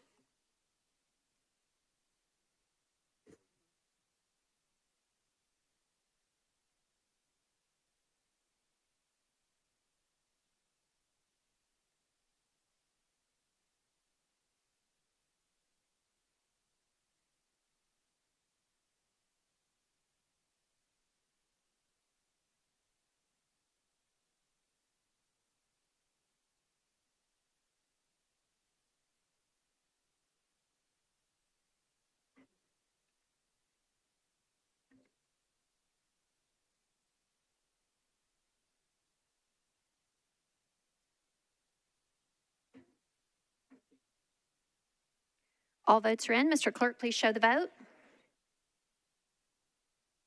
Okay, the motion to rescind the previous action fails with 11 votes in favor, 24 against, and 2 abstentions. Okay, this required 27 votes. So the motion to defer one meeting for Ms. Vo's ordinance 1115 stands, and we move forward through the agenda. Okay? Now we are on bills on third reading. Okay. First among those is agenda item 96, ordinance BL 2025-1005. Sponsors Gamble, Parker, and Benedict. This is an ordinance to amend Title 17, the Metro Code of Laws, the zoning ordinance of the Metro government, relative to the creation of two new zoning districts called Residential Neighborhood, RN, and Residential Limited. And with that, I will recognize the primary sponsor, Ms. Gamble. You are recognized. Thank you, Vice Mayor. We don't have committee reports. We have several amendments on this bill, and I have a substitute, so I would like to move the substitute. Okay. For the amendment. Ms. Gamble, you will still need to request the committee reports first, and then I will come back to you, at which point you can move approval and then get the substitute before us. Thank you, Vice We'll Mayor. come to you first. And as well at that time, Ms. Gamble, in your discussion time as primary sponsor, you can move that substitute, but you can also move subsequent friendly amendments if you so choose within your time of discussion. Okay? Okay, so I'd like to, committee reports, Yes, please. ma'am. All right. Rollin Horton, Planning and Zoning Chair, sir, you're recognized. Thank you, Vice Mayor. Planning and Zoning considered BL 2025-1005, as well as the substitute and a number of amendments. We'll take the substitute amendments one at a time. We voted in favor of the substitute, 12 in favor, 0 against, 0 not voting. We voted against approval for amendment number 1, 0 in favor, 11 against, 0 not voting. For amendment 2, the sponsor indicated an intent to withdraw, and the committee did not consider the amendment or make a recommendation on the amendment. For amendment 3, the committee did not recommend approval, 0 in favor, 10 against, 0 not voting. For amendment 4, the council recommended approval, or the committee recommended approval, 12 in favor, 0 against, 0 not voting. For amendment 5, the committee did not make a positive recommendation with 6 in favor, 6 against, and 0 not voting. For amendment 6, the committee recommended approval, 12 in favor, 0 against, 0 not voting. And for amendment 7, the committee voted in favor, recommended approval, 12 in favor, 0 against, 0 not voting. And for the bill overall, as substituted and amended by the positive recommended amendments, we voted in favor, 12 in favor, 0 against, 0 not voting. All right. Thank you for that lengthy committee report. And it's back to you, Ms. Gamble. Thank you, Vice Mayor. I'd like to move the proposed substitute. Okay. If you'd move approval first, please, ma'am. Just Move for approval. okay. Is there a second? Okay. And then I hear you saying you want to move the substitute. Is there a second for the motion to substitute? Okay. So we're on discussion of the motion to substitute. Do you want to explain the substitute? Thank you. Yes, this substitute has some cleanup issues in it, more clarification on the land use table, and if I'll ask the planning table to be more specific on those changes. All right. Ms. Milligan, you're recognized for an explanation of the substitute at the request of the sponsor. Go ahead. Sure. This substitute brings the ordinance into compliance with the Planning Commission recommendation and also makes some housekeeping cleanups that planning worked with the council on to get it just into the right format to incorporate into the zoning code. Thank you. All righty. Okay. Anything else you'd like to share? That's all. Move for Okay. approval. All right, so there is a motion to substitute that is before us. Is there any discussion on the motion to substitute? On the substitute?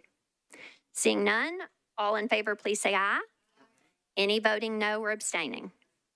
Okay, so we are back to you to renew your motion to approve as substituted. I'd like to move to approve as substituted.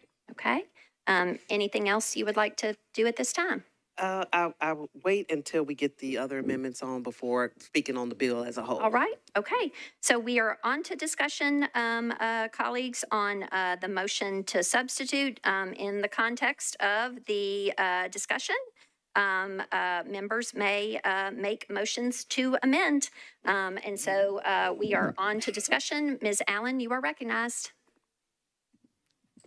Thank you, Madam Chair. I guess we don't have to do these in order, so. No, ma'am, we don't have to do them like a menu. Excellent. I would like to start with Amendment Number 5, which simply defers the effective date of when this would be applied to April 1, 2026, excuse me. This is a request of the planning staff so that they would be able, as we spoke about earlier, to go through the community character manual and add narrative that explains where each of these sub-districts would be appropriate. This is a follow-up to the request earlier about transparency, and they have said that April 1 would give them time to do that, to have that information in place so that it would be officially laid out as a guideline for the Planning Commission on if anyone did bring something before, whether it was appropriate and consistent with policy as zoning changes begin to be contemplated down the road. So I would move this amendment, which simply delays the effective date to April 1. All right. Here a second. So there is a motion to amend with Amendment 5 by Ms. Allen and described by her, properly seconded. And so we are on to discussion on the motion to amend with Amendment 5. Mr. Druffel, are you seeking to be recognized? Yes, Chair, I rise in support. The conversation we had earlier with Councilor Lady Johnson's recommendation comes back in terms of transparency and the ability. This supports that without looking like we're rushing through this. So I really think it's a good thing to let our folks know we're taking our time, and there's some of the things that some of the amendments later that I think we can slow down on and then reconcile. Thank you. All right. Again, we continue discussion with the motion to amend with Amendment 5. Mr. Horton, Planning and Zoning Chair, you're recognized. Thank you, Vice Mayor. Just to reiterate very briefly, this is one that the committee was divided on. We voted 6 in favor, 6 against, 0 not voting. I know it's hard to keep all of the recommendations straight. I rise in opposition to this one. Delaying the effective date of these 2 new zoning districts doesn't stop rezonings from happening. I think our district, like many others, receive a lot of rezoning requests, and when those come in, a lot of times we're forced to rely on a pinky promise by the developer that they'll adhere to certain design standards when they use things like RM15 or RM20 or RM40, but we have no real enforcement mechanism to do so. These 2 new zoning districts do provide that enforcement mechanism. Granted, if these are enforced before the community character manual is updated, it forces the Planning Commission to consider these on an ad hoc basis in the interim, but that's not a good enough reason for taking these tools out of the hands of district council members who are free to consider that with their community, rather than relying instead on subpar zoning districts like RM20 or RM40 without these design standards. So I think it's important that we give district level council members the option, but not the obligation to use these if they'd like to. So I urge my colleagues to vote against this amendment. Thank you. All right. Ms. Gamble, do you seek to be recognized on Amendment 5? Go ahead, ma'am. Thank you, Vice Mayor. I rise in support of this Amendment 5. I think this is a good measure to show transparency and try to improve trust in the community with these zoning bills. And also, I think allowing time for the planning staff to update the character manual, update the policies would help in making any decisions on these bills with the Planning Commission, because the Planning Commission views and makes rulings based on policy. And if we don't have the policies updated if this new zoning district is approved, it would make it a little confusing and difficult. So I think having that extra time to allow the Planning Commission to update the maps, update the policy manual before actually applying these bills is a responsible and prudent thing to do. And I think it's more meaningful than the earlier resolution that we talked about. So I'm in full support of this amendment. Thank you. Thank you, Ms. Gamble, sponsor. Is there any further discussion on the motion to amend with Amendment 5? Councilmember Benedict, you're recognized. Thank you, Madam Vice Mayor. So I want the community, I want the CCM to be updated before we implement these on the one hand, and so the delay sounds like a good idea. But I'm concerned that if an area of the district I represent wants to pursue this change, and then I have to tell them, whoa, no, we need to actually wait on that. We can't do anything about that. Well, April 1st is a good bit off. So, the first quarter of next year, 3 months is a long time to wait for something like this. So, I rise in opposition to this, and I do think that a delay here isn't necessary. I think that as the chair of the committee said, if one of these does come up, the planning department can look at the character and for that, ad hoc situation. So anyway, that's where I'm at. Thanks. All right. Is there any further discussion on the motion to amend with Amendment 5? Councilmember Parker, you're recognized. Thank you, Vice Mayor. So I also rise in opposition to this amendment. I feel like I know that these are not in the zoning table today, but I feel like we're in some ways treating them like they're some alien species. We're going to be able to look at the parameters of these zoning districts. We're going to be able to see, how many units would be appropriate for a given application. The planning staff are going to be able to use their expertise to say, well, if RM15-A is appropriate here, then maybe RN1 would be appropriate as well. It's, we'd rather have all the guidance baked in, but the staff are super capable of doing that. Again, these are not like some alien thing that's coming down. These are multifamily zoning districts that have kind of these stringent regulations on use and form. They're kind of like what a lot of us end up doing with SPs for smaller infill developments. So I don't see the need for the delay as one of the council members that does do a good bit of infill development in the district. I don't see the need for the delay. Thank you. All right. We continue discussion on the motion to amend with Amendment 5. Do you seek to be recognized on the amendment, Ms. Johnson? Okay, you're recognized. I remember in our discussion yesterday about this, we talked about the timing of the delay, and I just want to make sure that I remember correctly that planning had said when we talked about, well, what about March or February in order to not delay that too much? And it was, I think, said that April was still tight for you guys, but you felt like you could get it done, but anything before that was really uncomfortable and you didn't like. Is that correct? You need to address I'm sorry. me, and that's, I'm happy to put that to Ms. Milligan on behalf of the Planning Department. You're recognized. Sure. So this is something that would go to the Planning Commission, and recognizing that the Planning Commission, like you all, sort of have only one meeting in January, and that we're also entering into holiday season, which often makes public processes where we want to get feedback a little bit more challenging. April felt like enough time, but that it would still be a bit tight. Yes. Perfect. Okay. So my question is, if when we have a rezone that goes to the Planning Commission and the Planning Commission is using current policy with the Community Character Manual, Nashville Next, yada, yada, in order to make their recommendations of approval or disapproval, and yet that has not been updated yet because you're saying that you need until April to do that, what is the commission going to do if there's a rezone that is applied for, yet all of these updates have not been done? How are they going to make a recommendation anyway? Ms. Milligan, you're recognized. Sure. So we would look to zoning districts that we currently have that have similar heights or bulk standards. They are not as detailed as what is proposed in the RN and the RL, obviously, but we would look to those to see what the Community Character Manual says about them or where it supports them.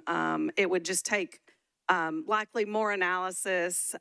We would, of course, all zoning applications we really dig into and analyze for policy and infrastructure and context. And so we would do that same process, looking at the existing zoning districts and just finding sort of like, but not the same districts. Okay. Is it fair to say that before you have completed the process of updating CCM, all of the things that you're planning on doing, which you're saying you need until April to do, that the commission would be somewhat handicapped in making these decisions because they don't have an updated policy manual? Is that fair to say?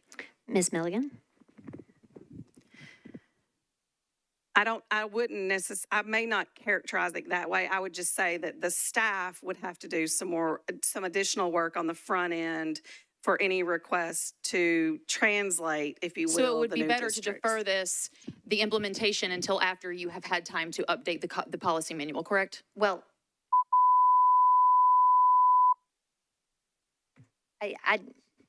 yeah, we're done. Okay. All right. So next on the motion to amend on Amendment 5, is there any further discussion on that? Okay. Seeing none, we will move to the vote on Amendment 5. We will try this. I don't even want to try this by voice. Mr. Clerk, if you just open the machine for the motion to amend with Amendment 5, please, sir.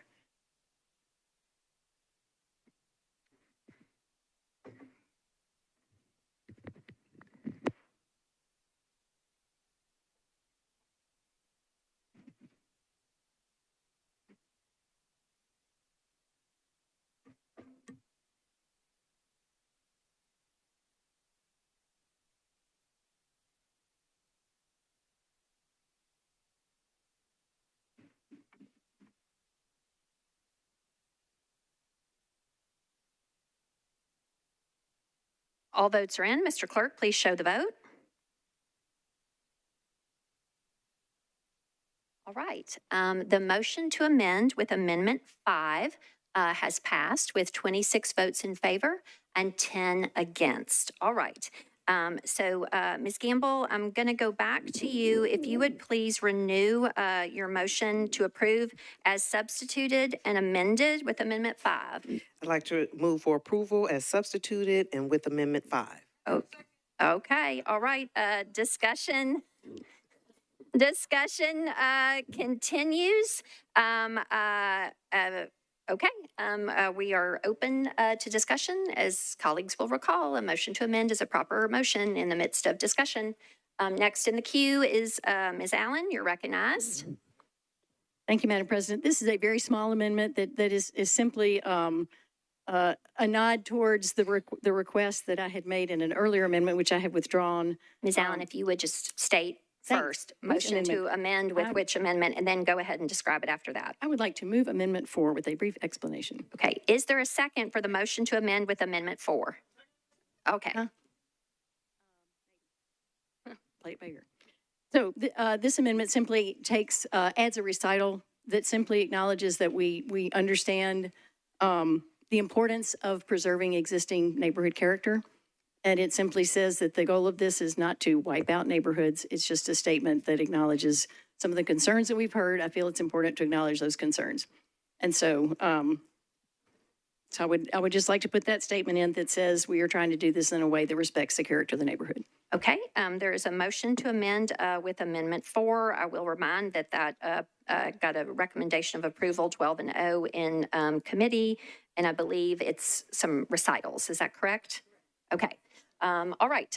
So we're on a motion to amend with Amendment 4, properly seconded, and we're on to discussion. Ms. Ewing, do you seek to be recognized for the purposes of the motion to amend with Amendment 4? I'm in the queue to. Okay, if you would get out of the queue, because we are on the motion to amend with Amendment 4. Mr. Druffel, do you seek to be recognized? Nope. Mr. Coopin on Amendment 4. Go ahead, sir. Thank you, Madam President. I just want to check, was this amended? In committee, we talked about removing the word unobtrusive. Was this amended? Was the amendment amended? I can answer that. No, the amendment was not amended in committee. Is that, do you want to respond to that, Ms. Allen, particularly if the concern was about the word unobtrusive? Oops, I'm sorry, ma'am. Go ahead. If I may. Yes, in committee, we did not have it as a file, so we voted on it without the word unobtrusive. I did make the offer to remove that word. I do have a late filed amendment with that word removed. If there is the will of the body to use that one instead of this one, then I will withdraw this one and offer the late filed amendment if we have to suspend the rules to do that. So I just wanted to see if we could keep it simple, but if we need to do it more complicated, I have that lined up as well. Okay, so Mr. Coopin, the answer to your question is the amendment that is before us for purposes of discussion retains the word unobtrusive. There is a late filed amendment that extracts that word solely. Is that the nature of that? But it was late filed and thus would require a suspension of the rules to take it up. That you can do that at this time if you so choose. Thank you. So I guess point of inquiry, would the sponsor have to do that? Would I be able to do that? How would that, what mechanism would bring the late file before us instead of this amendment? Any member can offer an amendment that is in our agenda, and any member can move to suspend the rules for that purpose. So I guess I'll give the context real quick, and I know it sounds it's very specific on a specific word. And I appreciated the sponsor being willing to remove it. My concern was that it was getting very prescriptive in the recital. Things, when saying things like unobtrusive, what might be unobtrusive to me might be obtrusive to somebody else. So you're starting to get into kind of personal characterization. So I appreciated the word coming out.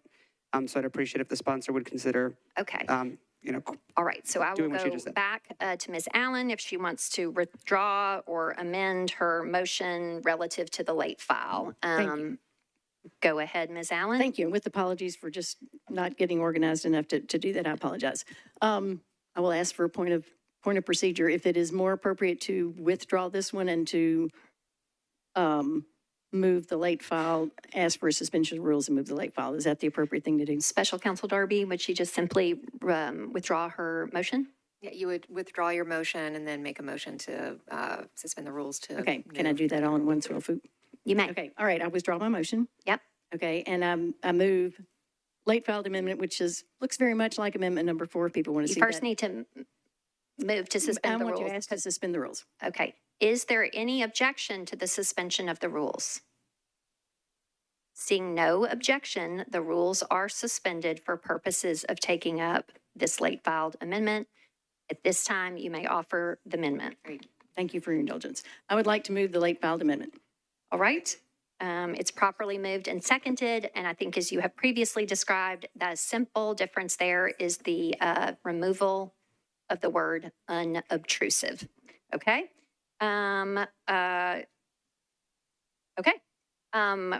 That was the late filed amendment of Ms. Allen. Is there any further discussion on that late filed amendment? Seeing none, all in favor, please say aye. Any voting no or abstaining? Okay. All right. Where we are is we are on, if Ms. Gamble chooses to renew this motion, I'm going to just state it, Ms. Gamble, because we're going to have a lot of this. So I think what I would suggest is I'm just going to restate it for clarity. And if you would just say so moved, then we will kind of keep going. Okay. So where we are now is we are on a motion to approve as substituted and amended with Amendment 5 of Ms. Allen and the late filed amendment of Ms. Allen that was very similar to Amendment 4, but isn't Amendment 4. I wish we could just call it like 4B or something, but let's just kind of think of it that way. Do you wish to renew that motion? So moved. Okay, is there a second? Okay, debate continues.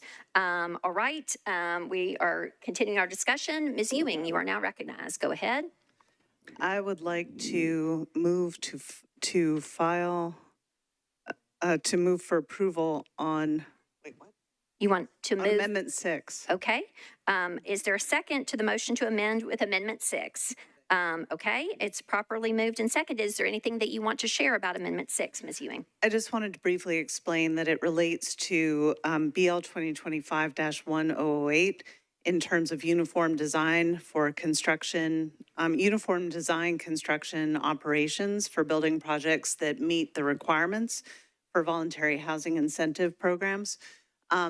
It's meant to build in some equity into projects that have this attainable housing attached to it, so that the design standards are uniform and there is no sort of calling out of one type of housing or another. And so it will build a more equitable project. All righty, you have heard the explanation of Amendment 6 by Ms. Ewing. Is there any discussion on the motion to amend with Amendment 6? Discussion? Okay, Ms. Porterfield, you're recognized. Can we get a committee report? Can we get a reminder of the committee report for each of these? I'm happy to do that. Amendment 6 was approved by the committee, 12 in favor, 0 against. Okay. Are there any other discussion or clarifications before we move to the vote on the motion to amend? Seeing none, all in favor of Amendment 6, please say aye. Any voting no or abstaining? Okay.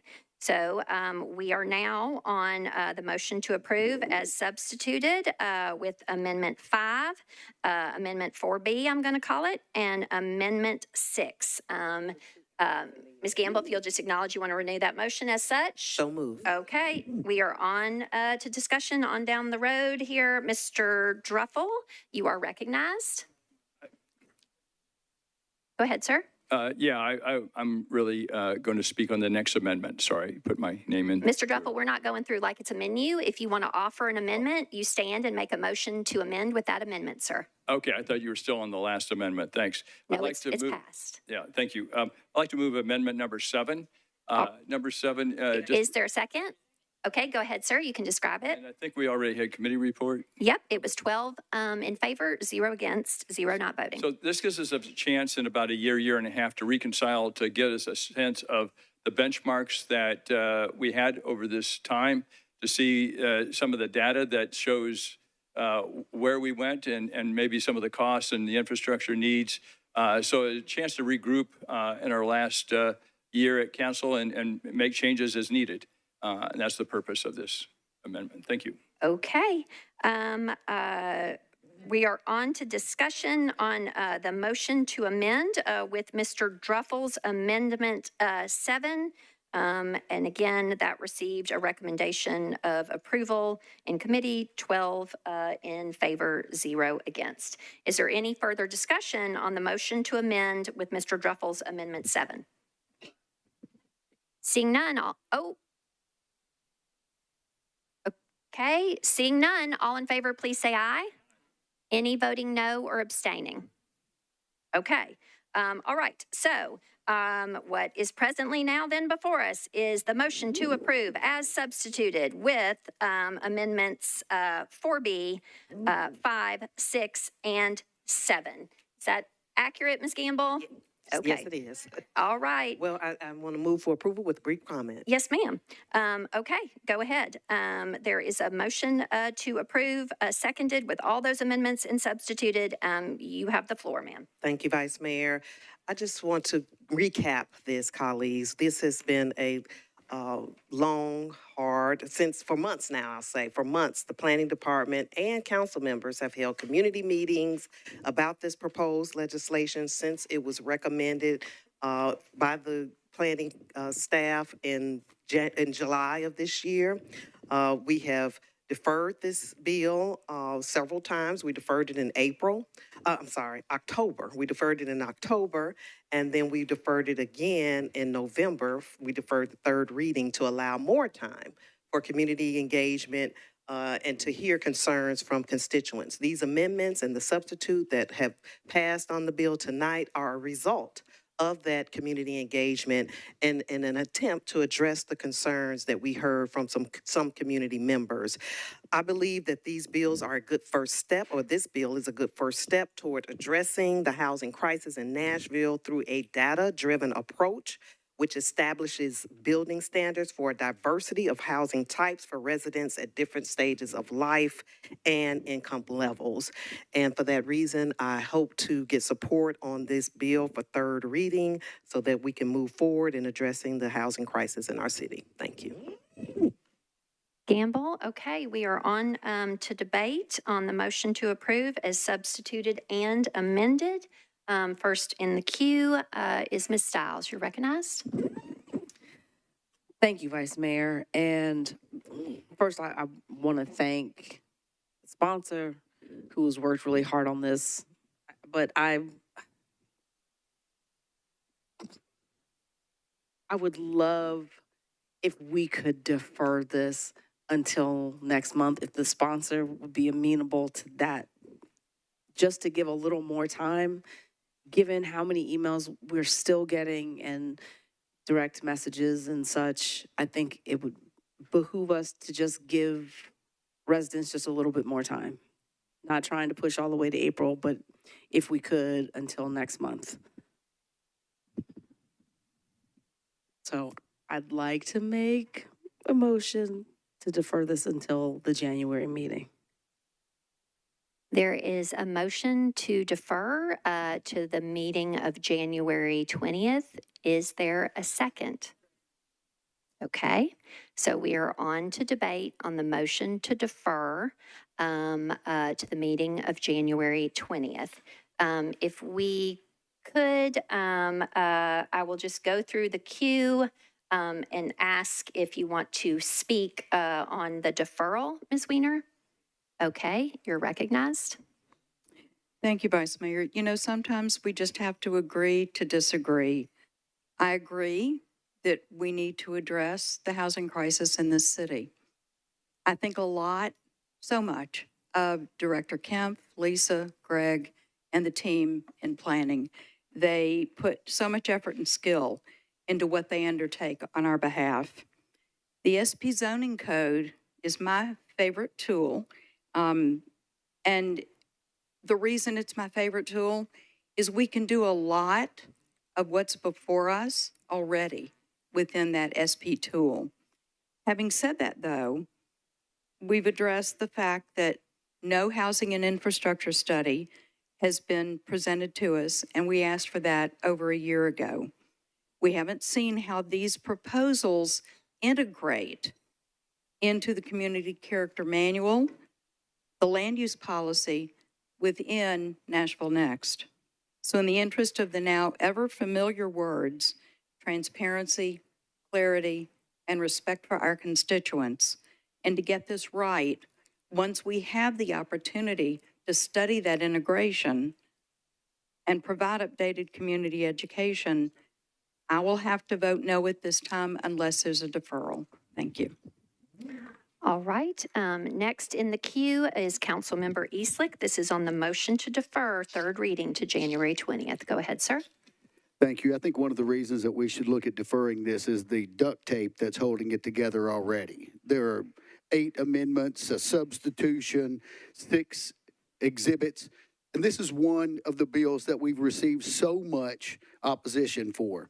And throughout this process, we've heard one phrase over and over again. These are just tools.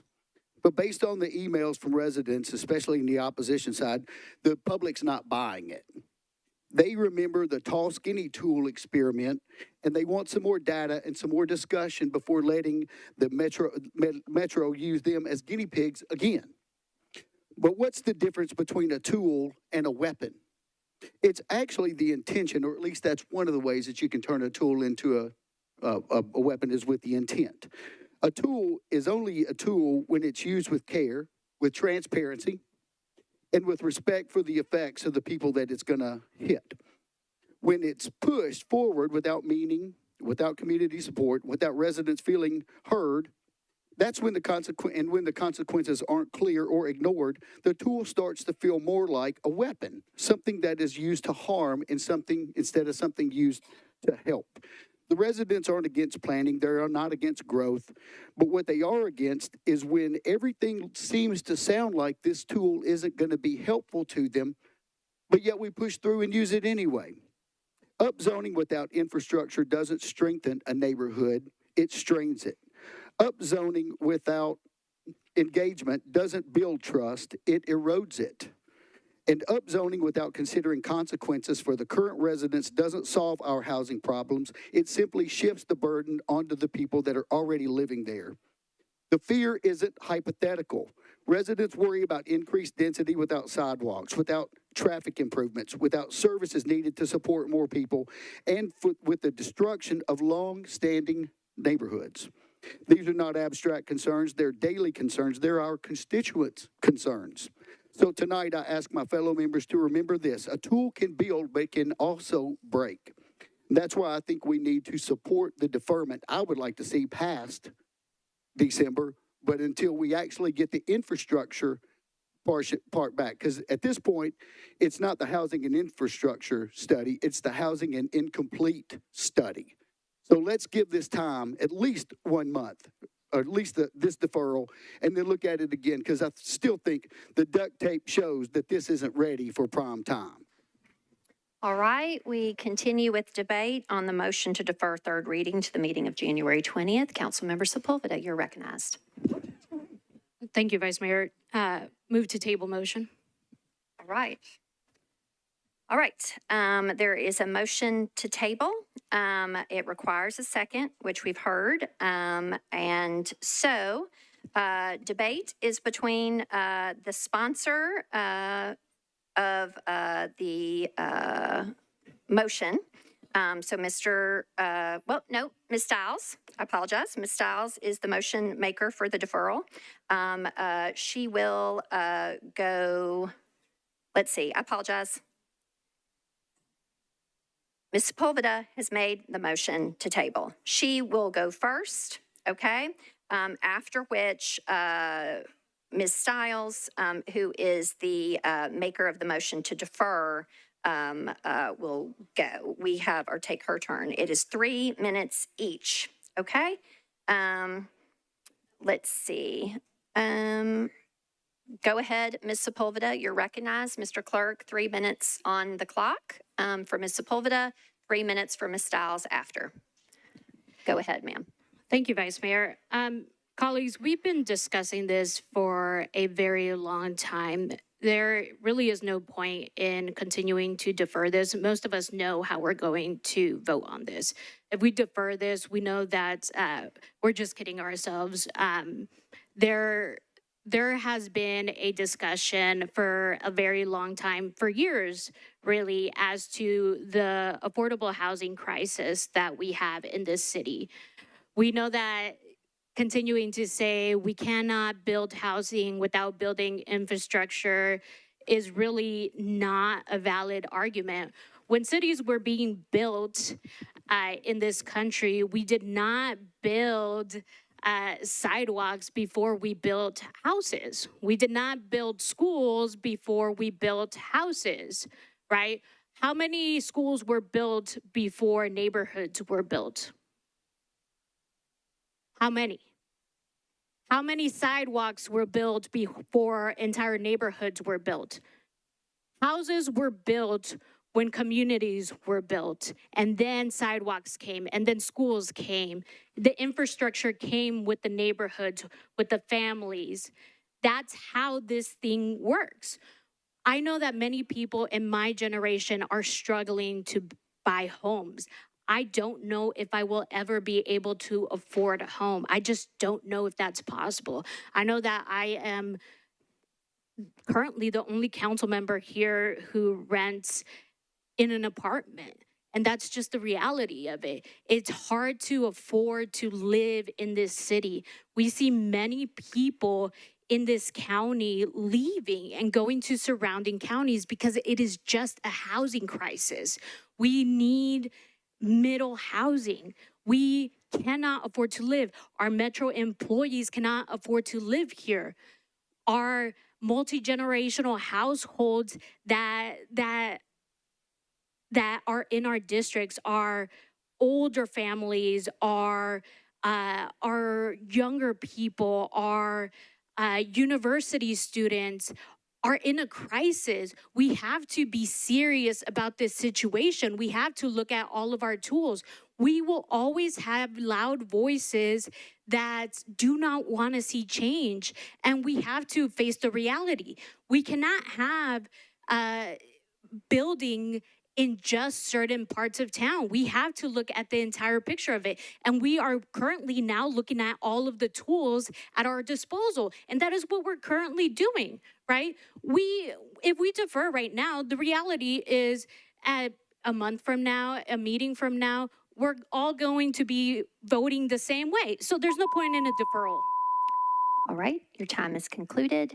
Now, the maker of the deferral motion, Ms. Stiles, you are recognized for 3-minute rebuttal or response. Oh, Ms. Stiles, I apologize. Go ahead, you're on. Thank you very much. And I appreciate you and your lollipops sentiments. You know that I love you. But as Council Member Wiener said, I think we are going to have to agree to disagree. At the end of the day, we have some loud voices that are against things, right? But the voices for are just as loud, correct? So our decision as this body is to figure out what's making sense. Now you're going to play with a puppet? You're hilarious. So for those of us that are trying to wait for constituents to feel comfortable, I'm not against tools in a toolkit, But if we shove them down constituents' throats, and the reality is we're getting emails from certain districts more than others, but I can say I've held community meetings and absolutely no one is interested in any of this right now in my area. So I don't think people are making assumptions. I understand that we do need affordable housing. You're 100% correct. Here's the problem. Some of this has been sold as if we pass this, oh my gosh, ooh, miraculously, we're going to have affordable housing. That's not how this works.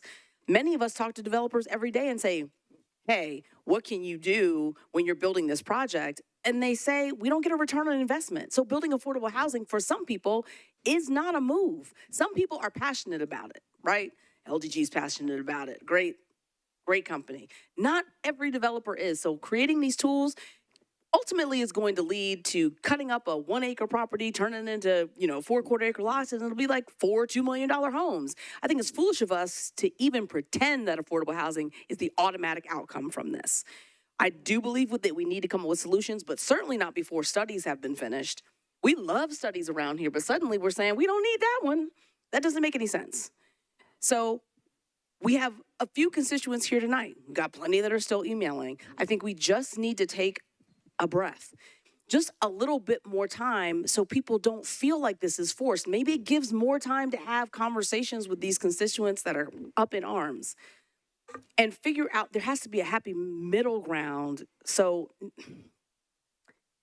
constituents feel better and it doesn't feel like we're forcing them into something that we don't need to do.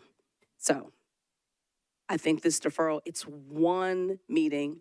And I've always thought that deferring until January would be helpful, but hopefully we can move that along one meeting. Just to clarify, it's 2 meetings. 2 meetings, Ms. Dowds. okay. It's a meeting of January 20th. True. Okay. January. All right. That concludes the debate. Yes, ma'am. Ms. Porterfield? Point of order? Okay. All right. So that concludes the debate on the motion to table Ms. Stiles's motion to defer to the meeting of January 20th. A motion to table requires a simple majority of those voting. I am just going to go straight to the machine. Mr. Clerk, if you would please load the vote for the motion to table Ms. Stiles's deferral motion, please. If you want to put the deferral motion aside, you vote yes in favor of the motion to table.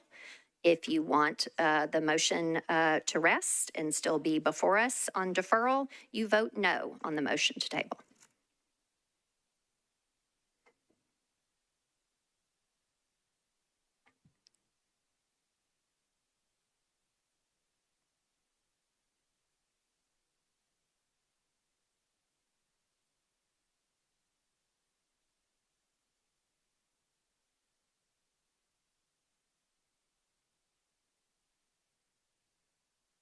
All votes are in. Mr. Clerk, please show the vote. The motion to table prevails with 24 votes in favor, 14 no votes and 0 abstentions. So where we are then, colleagues, is back on the motion to approve as substituted and amended. Okay. Mr. Bradford, do you seek to be recognized? On that, go ahead, sir. Previous question. Okay. Mr. Bradford's made the motion to call the previous question. It has been appropriately seconded. This is a non-debatable motion. It requires 2/3 of those voting.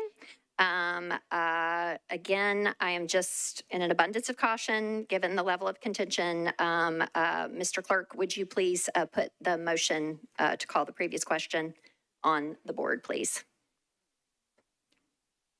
This will end debate, and then we'll just move to the vote if previous question prevails, okay?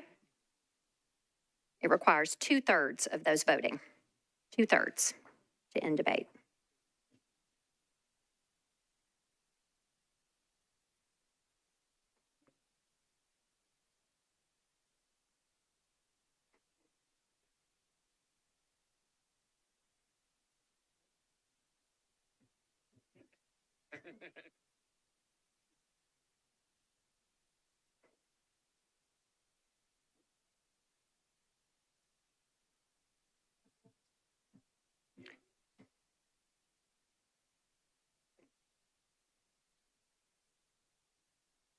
Mr. Cortez, are you seeking to vote on the motion, the previous question?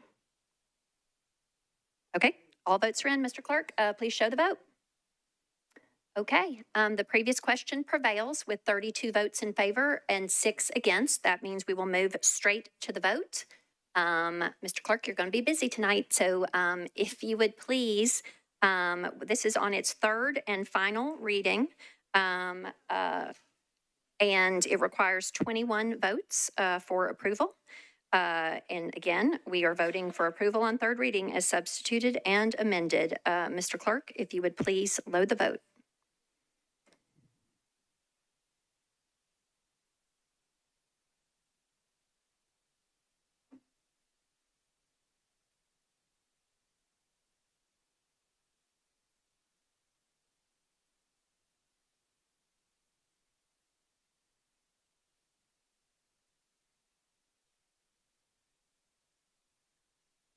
All votes are in. Mr. Clerk, please show the vote.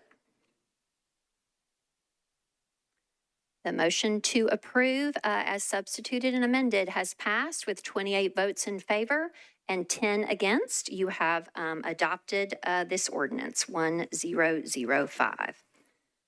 All right, we move to our next item on the agenda. Agenda item 97, ordinance BL 2025-1007. Sponsors Gamble, Parker, and Benedict. This is an ordinance amending chapters 17.04, 17.08, .12, .16, and .36, all in Title 17 of the Metro Code, to amend the regulations pertaining to accessory buildings, detached accessory dwelling units, and the detached accessory dwelling unit overlay district. Sponsor Gamble, you are recognized. Committee reports, please. All right, for the report of the Planning and Zoning Committee, Chair Horton, you're recognized. Thank you, Vice Mayor. Planning and Zoning considered BL 2025-1007, as well as a substitute and a number of amendments. Taking them one at a time, the committee voted in favor of the second substitute by Councilmember Gamble, voting 8 in favor, 3 against, 0 not voting. For Amendment 1, the committee recommended approval, 5 in favor, 4 against, 2 not voting. For Amendment 1. For Amendment 2, the sponsor indicated an intent to withdraw, and the committee did not make a recommendation. Okay. For Amendment 3, the committee recommended approval, 11 in favor, 0 against, 0 not voting. For Amendment 4, the committee recommended against approval, 2 in favor, 7 against, 0 not voting. For the late filed amendment by Councilmember Allen, the committee recommended against approval, 2 in favor, 8 against, 0 not voting. And for the late amendment by Councilmember Gadd, the committee recommended against approval, 1 in favor, 9 against, 0 not voting. For the bill overall as substituted and with the approved amendments, the committee recommended approval, 10 in favor, 0 against, 0 not voting. All right, thank you for that report, Chair. And I think I've got it all here. And so it's back to you, Ms. Gamble, for a motion to get this before us, ma'am. Move for approval. All right, the And I'd floor like is to yours. move the substitute. Okay, there's a motion to substitute. Anything you want to share about that? Yes, this substitute adds a parking requirement for new dadus in the suburban area. It excludes the urban zoning overlay districts. And so this is something, again, that came up as a result of community engagement. There was concern about street parking with dadus, particularly in the suburban areas. And so this addresses that concern, which will require 1 parking space per dadu outside of the urban zoning overlay. Thank you. All right, we are on to discussion on the motion to substitute with Ms. Gamble's sub, as just recently described. Ms. Johnston, not on the substitute. Is there any member seeking to be recognized on the substitute, or rather the second substitute? Okay, seeing none, all in favor of the motion to substitute, please say aye. Any voting no? Any abstaining? I believe the ayes have it. Okay, so Ms. Gamble, if you would like to renew your motion to approve as substituted. Move for approval as substituted. All right, so we are on to discussion. Ms. Johnston, you're recognized. Thank you. I'd like to move amendment number 1. Okay, go ahead, ma'am. In my discussions with planning around this particular bill, and there were some concerns, most of them were satisfied, which I was excited about because I do see the value in DADUs. The size that was proposed, which is 850 max for lot sizes of less than 10,000 square feet and up to 1,200 square feet, over 10,000 square feet, seemed very large to me. A 1,200 square foot home is a home. And so in keeping with the accessory nature of what we're trying to do, they had heard a lot of concerns from other council members as well. The staff report was worded such that if a reduction in size was to pass, that it would not trigger a disapproved bill. So they were anticipating this. And so planning actually wrote this amendment for me and came up with the sizing, which keeps under 10,000 square feet at 700 max living space and up to 850 for larger lots so that it is still scalable. As I think about this, if you look at my house and I'm on a larger than 10,000 square foot lot, I have a walkout basement, but the main living area of my house, when you look at it from the street, is 1,200 square feet. So I could ostensibly build a dadu that looks exactly the same as my house, and it's just too much. I think if we're wanting to build bigger houses than that or dwelling units, you can rezone, and we have tools in the toolbox in order to do that. But this is supposed to be accessory in nature, and so that's the purpose of the amendment, and I hope that you support it. All righty. We are on a motion to amend with Ms. Johnston's Amendment 1. It was properly seconded. You've heard a description of the amendment from the sponsor. And so we are, again, on to discussion. Is there any discussion on Amendment 1? Seeing none, all in favor? Oh, Ms. Allen on Amendment 1? Okay. Thank you, Madam Vice President. I just want to say I support this. I have heard many people say they see the value of DADUs, but they are concerned that if they become large enough to be 2-bedroom, that creates a set of issues. And this has the potential, I think, to allay a number of those fears and create the type of housing that we're saying that we're needed. And that the smaller it is, the less expensive that it's going to be. And I think that those are the goals that we're trying to reach. So I appreciate the sponsor bringing this forward. All righty. Is there any further discussion? Councilmember Parker, you're recognized, sir. The Vice Mayor, I'm rising in opposition to this amendment. I think that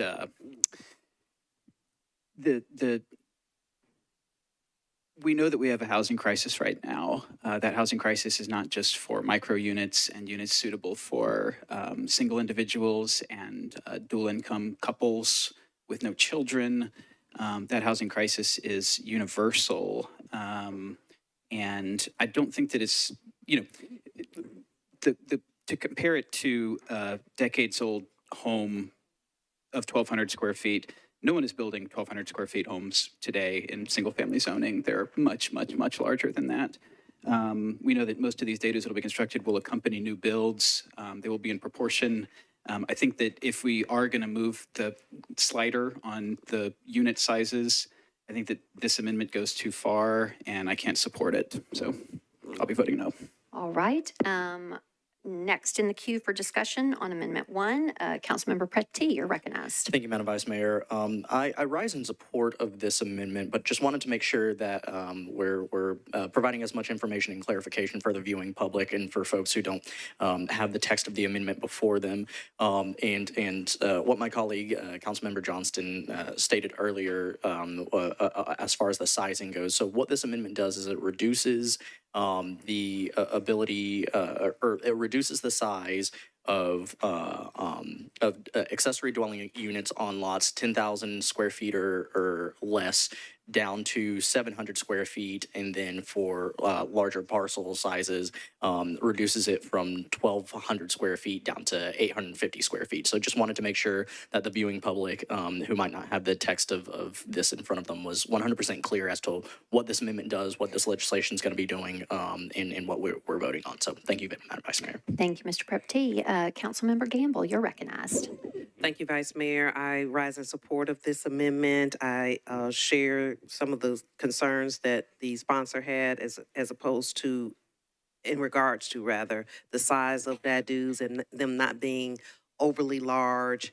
That is a concern that I've heard in my district as well. And I think having the allowance of dadoos is very important. I think most people agree that we need to have that option available, but with guidelines. And I think this particular amendment to lower the size of the dadu based on the lot size is responsible. So for that reason, I support it. Thank you. All right, Councilmember Nash, you're recognized. I would like to remind some of our council people that this dadu overlay is going to allow everywhere in the county, and there's still a lot of 1,200 square foot homes. I live in one. I've done some additions, but a neighborhood full of 1,200 square foot homes. Thank you, Mr. Nash. Ms. Benedict, you're recognized. Thank you, Madam Vice Mayor. I rise in support of this amendment. I especially, I think it's a smart move to make these units smaller.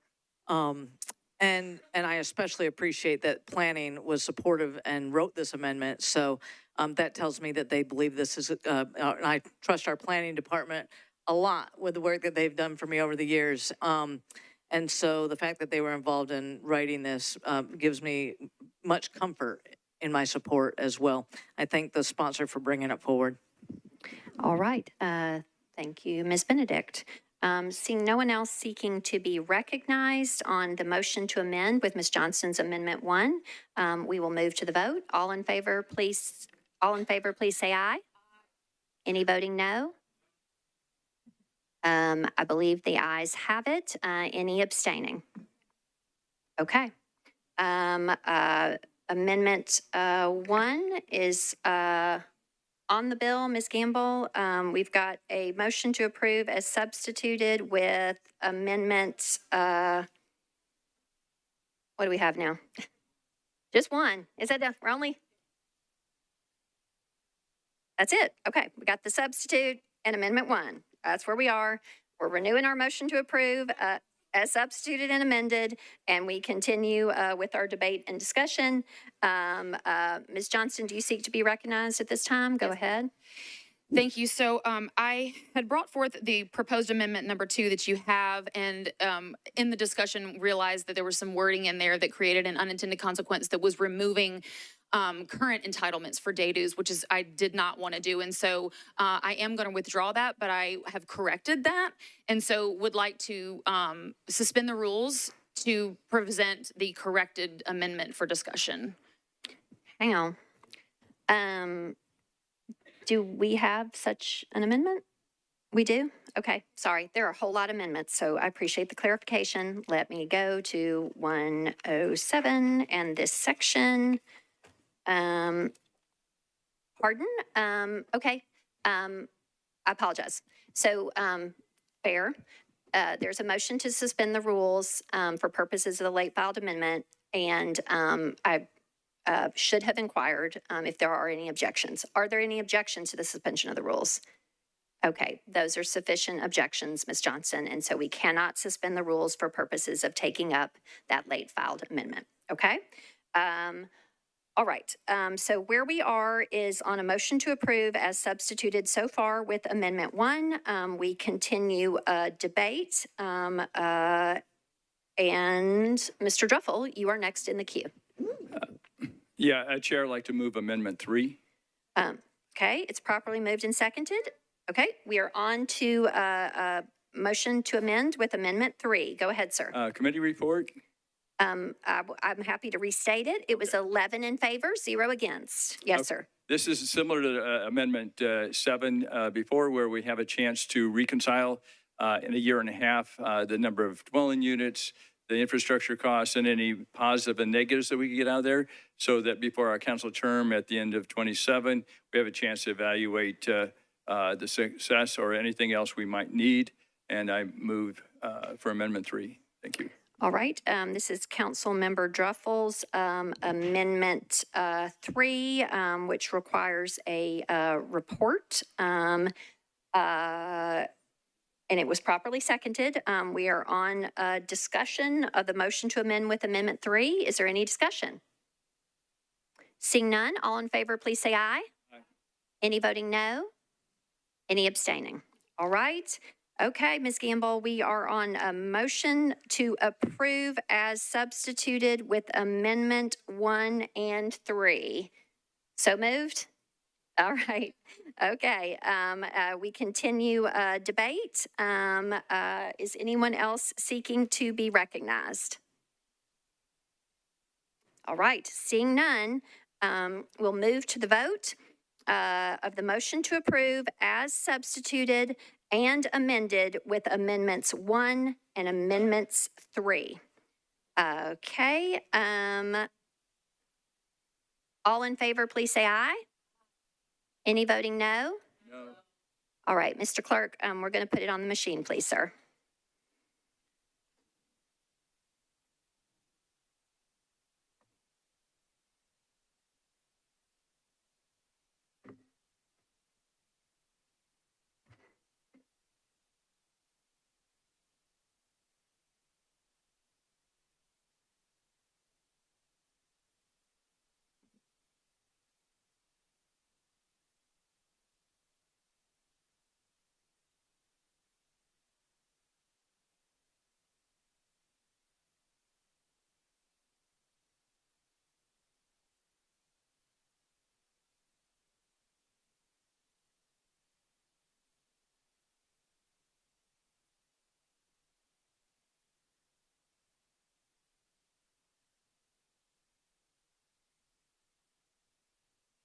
Are you having an ITS issue?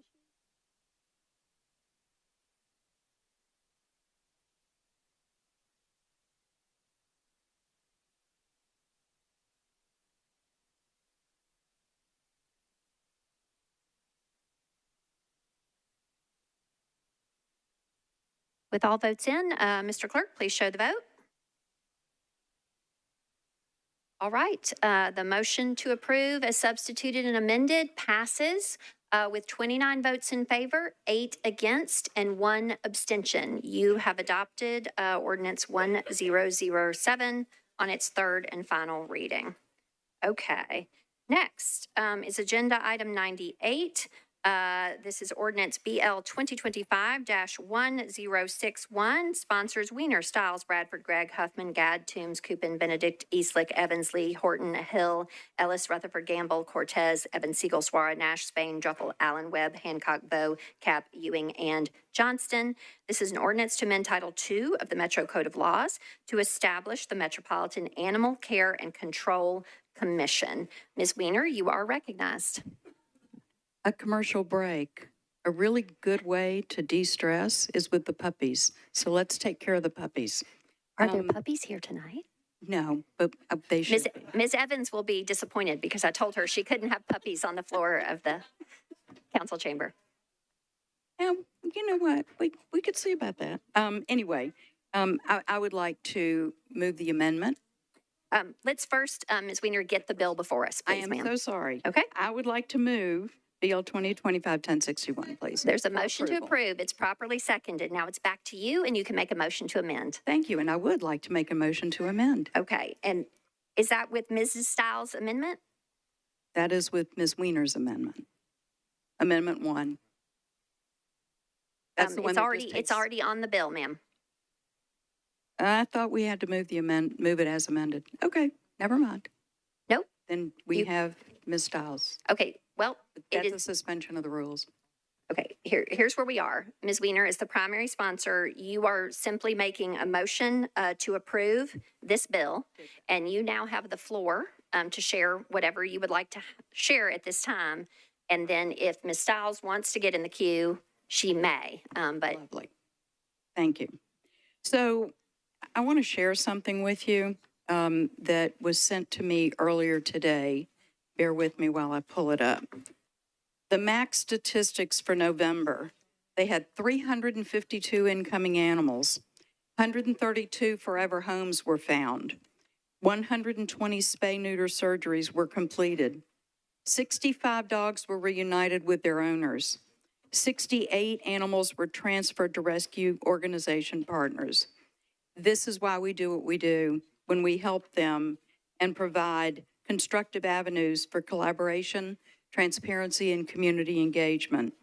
I want to thank the co-sponsors, the Pet Working Group, and the council members who stepped up last term to begin the process of supporting the work at MAC. I want to offer sincere appreciation to the staff at MAC for all their hard work under less than ideal circumstances. Their resilience and their dedication is remarkable. This commission will be positioned to support future programming ideas that's already being developed and has been developed by the MAC group. I would like to thank Dr. Ariola, John Finke, and former MAC director Ashley Harrington. I would like to share breaking news that MAC has, as of today, a new director. And the new director is Danielle Carter. She has been the shelter manager there. She has a degree in this. She is well positioned to take this into the future, and I'm really excited for that. So with no further ado, I'm going to sit down. All right. Okay, so we are on to discussion on 1061. Is anyone seeking to be recognized? Ms. Stiles, you're recognized. Thank you, Vice Mayor.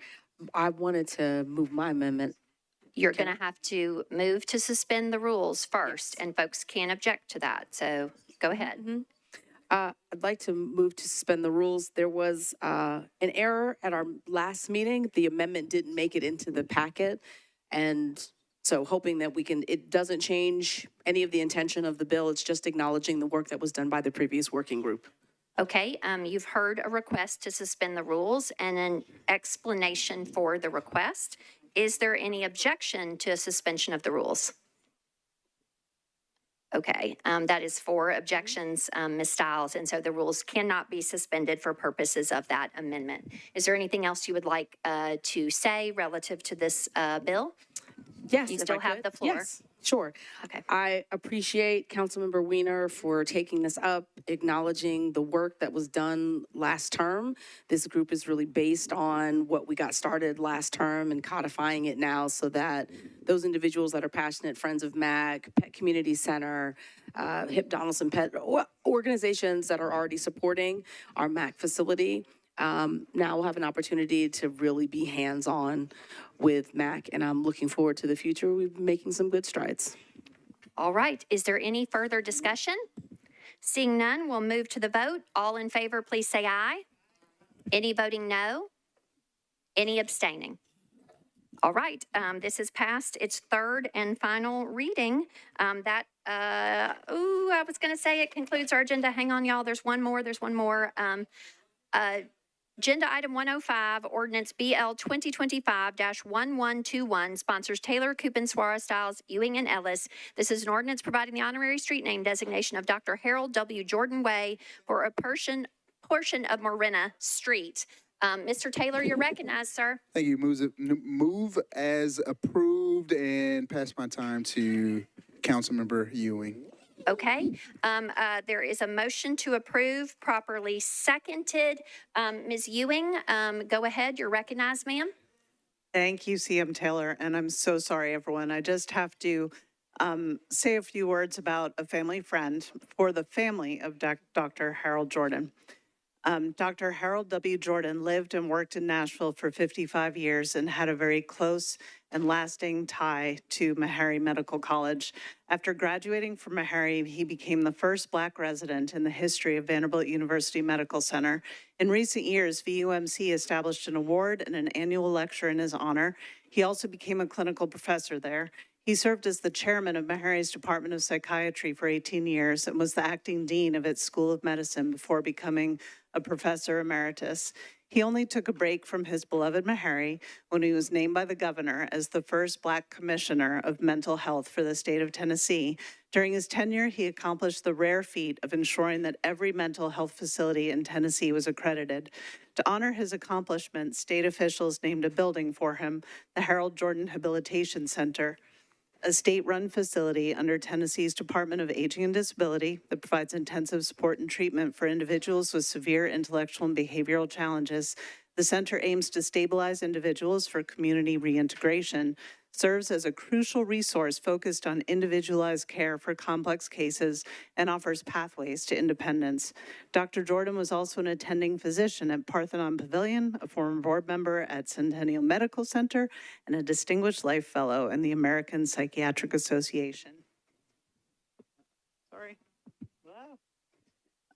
He received many awards, including one from the National Medical Association, the Meharry Medical College's President's Award, as well as Meharry's Humanism and Clinical Medicine Award. He was also on Martin Methodist College's Board of Trustees, a member of the board at University School of Nashville, a member of 100 Black Men of Middle Tennessee, and was a major and lieutenant colonel in the Tennessee Army National Guard and the U.S. Army Reserve. An active member of Clark Memorial United Methodist Church, he also sang in the church's choir. But wherever he served, it was all part of his personal mission to assist people. As he said repeatedly in the last year of his life, "I was born to help people." Thank you, Dr. Harold Jordan, for a life well lived and a life of service to so many. Thank you, Ms. everyone. Ewing. I appreciate you sharing about Dr. Jordan. With that, seeing no further discussion, we will move to the vote. All in favor, please say aye. Any voting no or abstaining? Okay, you have passed that ordinance on its third and final reading. That concludes this evening's agenda. Is there a motion to adjourn? We are adjourned.